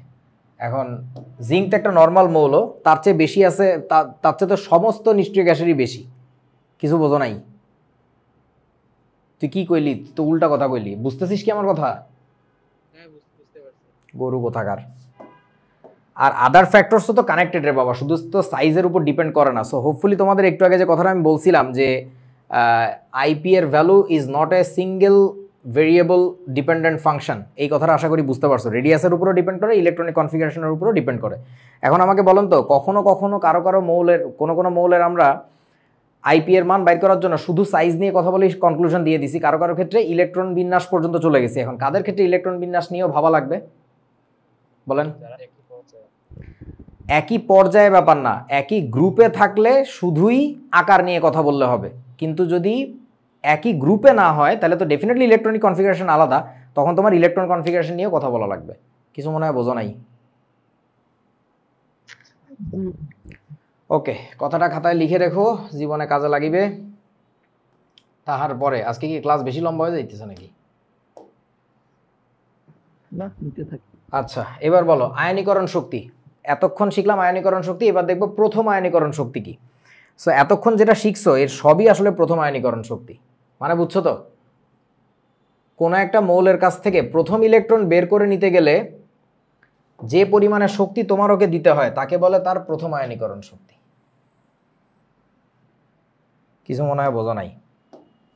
তাহলে এইগুলো হচ্ছে সোডিয়ামের ফার্স্ট টাইপই ছিল, এটাও ফার্স্ট টাইপই ছিল, কারণ এই যে ইলেকট্রনটা বের করছে এটা কি ম্যাগনেসিয়ামের প্রথম ইলেকট্রন ছিল, এটা ছিল সোডিয়ামের প্রথম ইলেকট্রন। এখন আমরা কি করিব, এখন ওদের কাছ থেকে আর একটা করে যদি ইলেকট্রন আমরা বাইর করি তাইলে কি হবে সেইগুলো নিয়ে আলোচনা করব। টেস্ট এই যে থাকুক এটা। তাহলে এটা হচ্ছে তোমার সোডিয়ামের ফার্স্ট আইপি, এটা হচ্ছে ফার্স্ট আইপি। এখন চলো আমরা হচ্ছে সেকেন্ড আইপি কি এটা দেখে আসি। সেকেন্ড আইপি বের করার সময় আমাকে একটু বলেন তো কি করব? দ্বিতীয় ইলেকট্রন বের করতে হবে। সো দ্বিতীয় ইলেকট্রনটা কার কাছ থেকে বের করব, সোডিয়ামের কাছ থেকে নাকি সোডিয়াম প্লাসের কাছ থেকে বলো তো? সোডিয়াম প্লাস, মানে অলরেডি তুমি একটা ইলেকট্রন ছেড়ে দিছো, তারপর আর একটা ছাড়বা। এবার কি তাহলে দুইটা ইলেকট্রন ছাড়বা না নাকি? আয়নীকরণ শক্তি মানে সবসময় একটা করে ইলেকট্রনই ছাড়া লাগবে, একটা মানে এক মোল আর কি, টোটালি এক মোলের কাছ থেকে এক মোল ইলেকট্রন বের হবে। তাহলে এইবার ধরো যে অন্য একটা অ্যামাউন্টের এনার্জি লাগছে, ধরে নিলাম এখানে পি কিলোজুল এনার্জি লাগছে আর এখানে কিউ কিলোজুল লাগছে, জাস্ট নাম দিচ্ছি আর কি, এখানে পি আর এখানে হচ্ছে কিউ। তাহলে আমাদের কাহিনীটা কেমন হবে হইতেছে এখানে আবার তাহলে ম্যাগনেসিয়াম প্লাসটা এই পাশে চলে আসবে। তাহলে এখানে কি হচ্ছে সোডিয়াম 2 প্লাস একটা ইলেকট্রন ছাড়ছে, এখানে হচ্ছে ম্যাগনেসিয়াম 2 প্লাস হবে। তাহলে এই আইপিগুলোকে আমরা কি বলবো জানি? Second IP. সবার কাছে কি বোঝা গেছে তো কি বললাম? বাবারা বুঝছিস তো? চার্জ নিরপেক্ষ পরমাণুর কাছ থেকে প্রথম ইলেকট্রনটা বের করলে যে পরিমাণে তাপশক্তি তোমার দিতে হবে ওকে বলে তার প্রথম আয়নীকরণ শক্তি। আর যদি একক ধনাত্মক চার্জযুক্ত ক্যাটায়নকে ওই যে গ্যাসীয় অবস্থায় নিয়ে এক মোল নিয়ে ওই একই কথা পুরাতন আবারও তাপ দাও তাহলে সে দ্বিধনাত্মক আয়নে পরিণত হবে, তখন এক মোল ইলেকট্রন ছাড়বে। এই সময় যে পরিমাণে হিট অ্যাবজর্ব করে এটাকে আমরা বলি হচ্ছে ওই মোলের সেকেন্ড আইপি। That's it.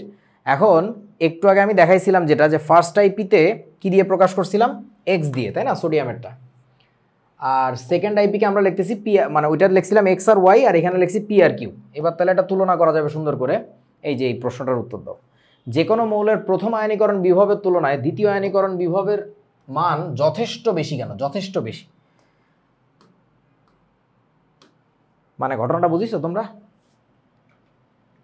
বোঝো নাই? দাঁড়াও বুঝাইতেছি। এটা হচ্ছে সোডিয়ামের ফার্স্ট টাইপের ইকুয়েশন, তাই না? সোডিয়ামের এটা হচ্ছে ফার্স্ট টাইপই। এবার সোডিয়ামের সেকেন্ড টাইপের ইকুয়েশনটা একটু আগে লিখছিলাম, ওটাকে নিয়ে আসি। এটা হচ্ছে সোডিয়ামের সেকেন্ড টাইপের ইকুয়েশন।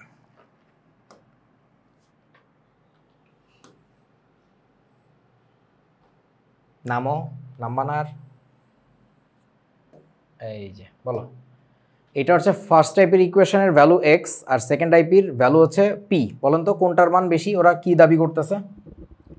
P এর মান। P is greater than x, এইটা ওদের দাবি। এখন শুধু বেশি না, ওরা কি বলছে এটা যথেষ্ট বেশি। এখন বলো কেন হয় এরকম? কেবল আছে বুঝি নাই, জোরে বল। মানে সোডিয়াম প্লাস আর কেবল আছে নিউনের আকার জানতে নিষ্ক্রিয় থাকে ওই জন্য এটা থেকে ইলেকট্রন বার করতে হলে this is one of the most important reasons যে সোডিয়ামের কনফিগারেশন স্টেবল ছিল না, কিন্তু সোডিয়াম প্লাসে কনভার্ট হওয়ার পরে কিন্তু সে অনেক স্টেবল ইলেকট্রনিক কনফিগারেশন পেয়ে গেছে। বাট সোডিয়ামের ক্ষেত্রে যেমন একটা ইলেকট্রন ছেড়েই স্টেবল হয়েছে, সবাই তো আর একটা ইলেকট্রন ছেড়ে স্টেবল হবে না, যেমন ম্যাগনেসিয়াম হয় না। কিন্তু স্টিল নাও ম্যাগনেসিয়ামের ফার্স্ট টাইপের চেয়ে কিন্তু তার সেকেন্ড টাইপের মান যথেষ্ট পরিমাণে বেশি। তার মানে there is something other reasons too. সে কারণটা কি? আমার প্রশ্নটা কি বুঝছিস তোরা? সে অলরেডি ধনাত্মক হয়ে গেছে, পাশাপাশি তার আকার চার্জ ঘনত্ব বেড়ে গেছে। আচ্ছা, আমরা আকার নিয়ে গতদিন কথা বলছিলাম, সেই সময় একটা কথা আমি লিখে দিয়েছিলাম কিনা আমি জানি না। সেটা হচ্ছে যে কোনো মৌলের, দুনিয়ার যে কোনো মৌলের ক্ষেত্রে এটা বলা যায় যে এ মাইনাসের চেয়ে এর আকারটা কি বলেন তো? উল্টায় লিখছি, এ মাইনাসের আকারটা বড় এর আকারের চেয়ে। কেন? ও এক্সট্রা ইলেকট্রন নেওয়ার মানে হচ্ছে শিল্ডিং ইফেক্ট অ্যাড হয়, সাইজ বড় হয়ে যায়। এর চেয়ে আবার এ প্লাসের আকারটা কি বলো তো? আরও ছোট। সো ঘটনা হচ্ছে যে কোনো মৌলের ফার্স্ট টাইপই যখন তুমি বাইর করো তখন তুমি চার্জ নিরপেক্ষ পরমাণু নিয়ে কাজ করতেছিলা, একটু পরে যখন সেকেন্ড টাইপই নিয়ে কাজ করতেছো তখন তুমি কিন্তু অলরেডি চার্জড, পজিটিভলি চার্জড একটা ক্যাটায়ন নিয়ে কাজ করতেছো। তোরা মনে হয় আমার কথা বুঝিস নাই। এগুলো আমরা বলতেছি কিন্তু রেডিয়াসের কথা, রেডিয়াস অফ এ মাইনাস। মানে আমার এই লেখাগুলো একটু ভদ্রলোকের মতো লিখলে ভালো হইতো, তবু স্টাইলে লেখা হয়ে গেছে, সব বড় বড় করি। দাঁড়া একটু মানুষ করে নেই।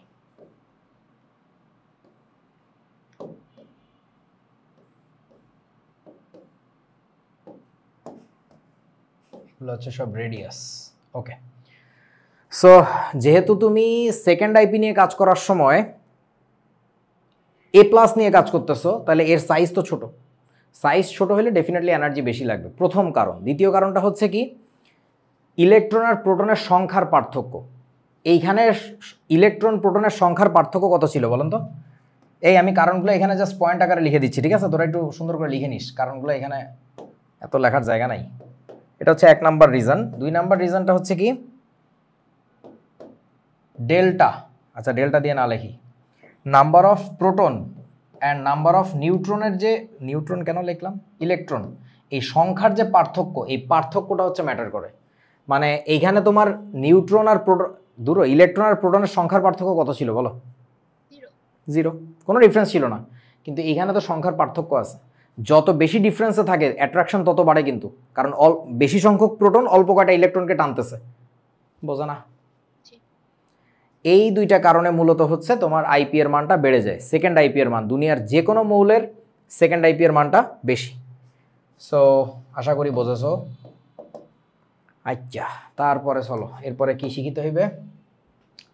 কোনো ক্ষার ধাতু মৌলের দ্বিতীয় আয়নীকরণ বিভবের সাথে নিকট মত না রে, আরে এদের লেখা টাকা কেমন জানি, নিকটতম, নিকট মত। বলেন এই প্রশ্নের উত্তর দেন, কি হবে এখানে? নিকটতম। কোন ক্ষার ধাতু মৌলের দ্বিতীয় আয়নীকরণ বিভবের সাথে নিকটতম নিষ্ক্রিয় গ্যাসের প্রথম আয়নীকরণ বিভবের তুলনা করো। কঠিন প্রশ্ন। ক্ষার ধাতু মৌল কাকে নিব বলেন? কোন একটা ক্ষার ধাতু নেন। সোডিয়াম। ঠিক আছে বস, নিলাম সোডিয়াম। এর সাথে কাকে নিব?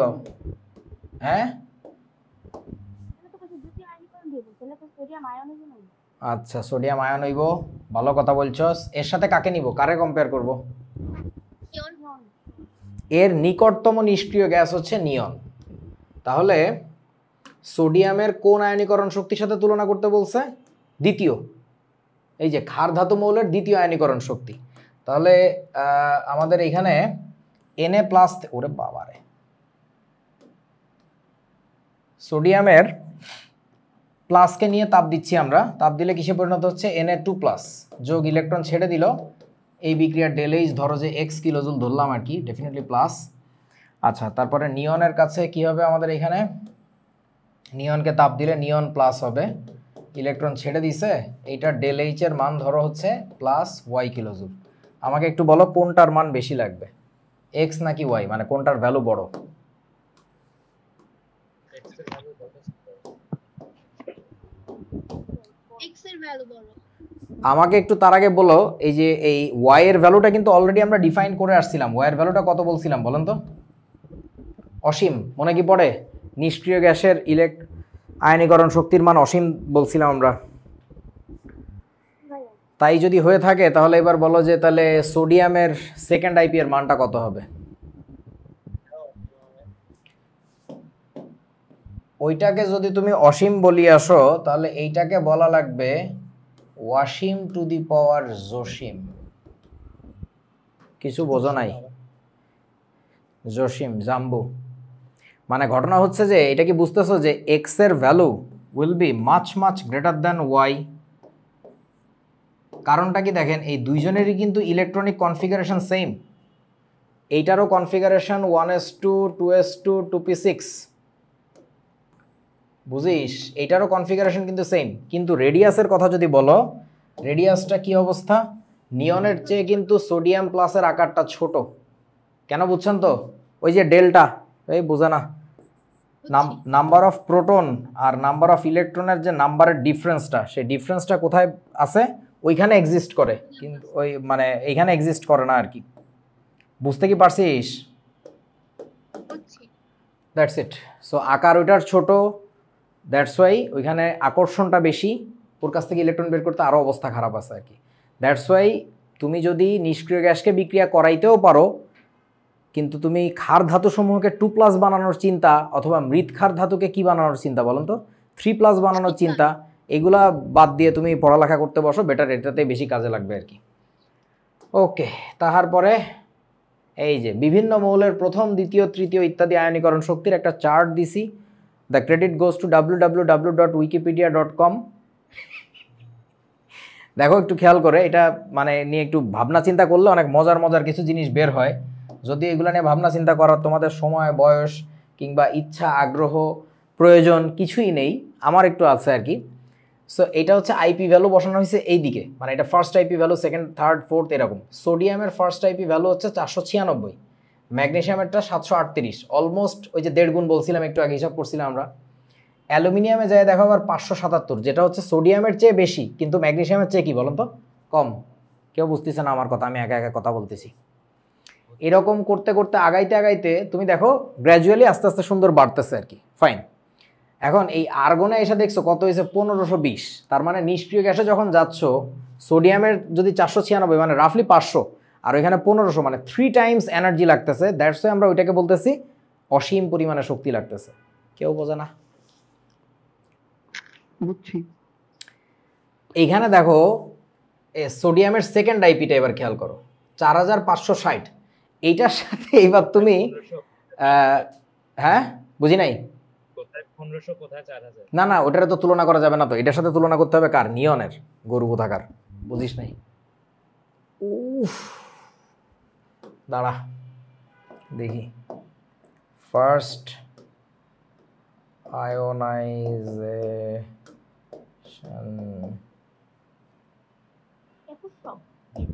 কত? আচ্ছা বের করে ফেলছিস না? নিয়ন ওই 2100, 2080 কিলোজুল পার মোল, মানে 2100 আর কি। সো তাইলে দেখেন তোমার কি বলে ওই নিয়নের ফার্স্ট আইপি সেটা কত ছিল? 2100 কিলোজুল পার মোল। আর কি নাম ওটার? সোডিয়াম, তাই না? তাহলে সোডিয়ামের কোন আইপি নিয়ে কাজ করব আমরা? Second IP. সোডিয়াম এর সেকেন্ড আইপি এর ভ্যালুটা কত দেখেন তো 4560 ওই ধর 4500 আচ্ছা 60 লিখলাম। দেখতে পাচ্ছেন আপনারা ডাবলেরও বেশি না 21 দুগুণে 42 ডাবলের চেয়েও বেশি। দ্যাটস আমরা এটারে বলছি যে হ্যাঁ লেখা তো ঠিকই আছে নিয়নের চেয়েও সোডিয়ামের সেকেন্ড আইপি বেশি, নিয়নের ফার্স্ট আইপির চেয়েও সোডিয়ামের সেকেন্ড আইপি বেশি। বুঝতে পারছিস কি? আচ্ছা সো এই যে থার্ড আইপির ব্যাপারটা দেখো সোডিয়ামের third IP that it even try এটা বাই পসিবল না আর কি। সো ম্যাগনেসিয়ামের ক্ষেত্রে ফার্স্ট সেকেন্ড কোর্সে থার্ড কোর্সে বাই ফোর্থে আর যাইতে সাহস পায় নাই। সো ব্যাপারটা হচ্ছে এরকম একটু দেখো। সো ট্রেন্ডটা খুবই মজার আর কি, মানে এখান থেকে আরও অনেক ডেটা এক্সট্রাক্ট করা যায়, মাঝখানে মাঝখানে হঠাৎ হঠাৎ কোনো ব্রেক পাইতে পারো, ব্রেক মনে হয় পাবা না আর কি, দেখো একটু নিজেরা কইরো। ওকে তারপরে সমূহ শুভ কামনা, তোমাদের পরবর্তী ক্লাস নেওয়ার ইচ্ছা ইনশাআল্লাহ 1 তারিখে, ঠিক আছে? তোমরা কি হ্যাঁ ম্যাগনেসিয়াম 2 প্লাসের হাজারিকার বইয়ের মধ্যে মাত্রা দেওয়া 4562 আর কবিতার বইয়ে দেওয়া 4550 4572 দেওয়া 50 দেওয়া। কোনটা ম্যাগনেসিয়ামের সেকেন্ড আইপি? জি 4500 এত বেশি হওয়ার তো কথা না। হ্যাঁ তারপরে আর আরেকটা দেওয়া 4562। আই ডোন্ট নো, আমি এটা উইকিপিডিয়া থেকে নিয়েছি, সো এটা ভুল হওয়ার কথা না। তারপরেও মিলাই দেখি, সমস্যা নেই। আরে ডেটা নিয়ে কে মাথা ঘামায় রে বাবা, ঠিক আছে? তোমরা কি ঈদের দিন ক্লাস করবা? স্যার আমার মন খারাপ হয়ে গেছে, কি নষ্ট হয়ে গেছে? মন খারাপ হয়ে গেছে স্যার। কেন কেন? স্যার এক্সামে সেম প্রশ্ন আসছিল, সোডিয়াম প্লাস নাকি নিয়ন বেশি মানে আয়নীকরণ বিভব। তোরা যে কি বলতেছিস একটু জোরে বল বাবা, আমি শুনতেছি না। এটা কি বৃষ্টির জন্য হচ্ছে কিনা? পরীক্ষায় সেম প্রশ্ন আসছিল, নিয়নের আয়নীকরণ বিভব বেশি নাকি সোডিয়াম প্লাস। এখন দেখো মানুষ যে নিয়ন হবে সবাই, ইভেন আমার পুরো বেঞ্চের সবাই দাগাইছে, দাগাইলে মানে ওটা ক্ষয় আসছিল দিয়ে, তো 2 নাম্বার গেছে। ব্যাপার না, ইট হ্যাপেন্স। ওকে ঠিক আছে, টাটা, আল্লাহ হাফেজ। তাহলে 1 তারিখে দেখা হবে। হ্যাঁ ভাইয়া পারমাণবিক আকারে ওই যে শিল্ডিং ইফেক্টের নিয়ে কথা বলবেন বলছিলেন। শিল্ডিং ইফেক্ট নিয়ে আবার কেন বলতে হবে? ওটা তো বলছিলাম না গুণগততে। যে পারমাণবিক আকারের তুলনা। হ্যাঁ ও আচ্ছা ঠিক আছে, ওটা আগামী দিন বলবো না, সমস্যা নাই। ওকে ঠিক আছে, ঠিক আছে ভাইয়া। ওকে আল্লাহ হাফেজ তাহলে। ঠিক আছে টাটা। আসসালামু আলাইকুম। ওয়ালাইকুম আসসালাম।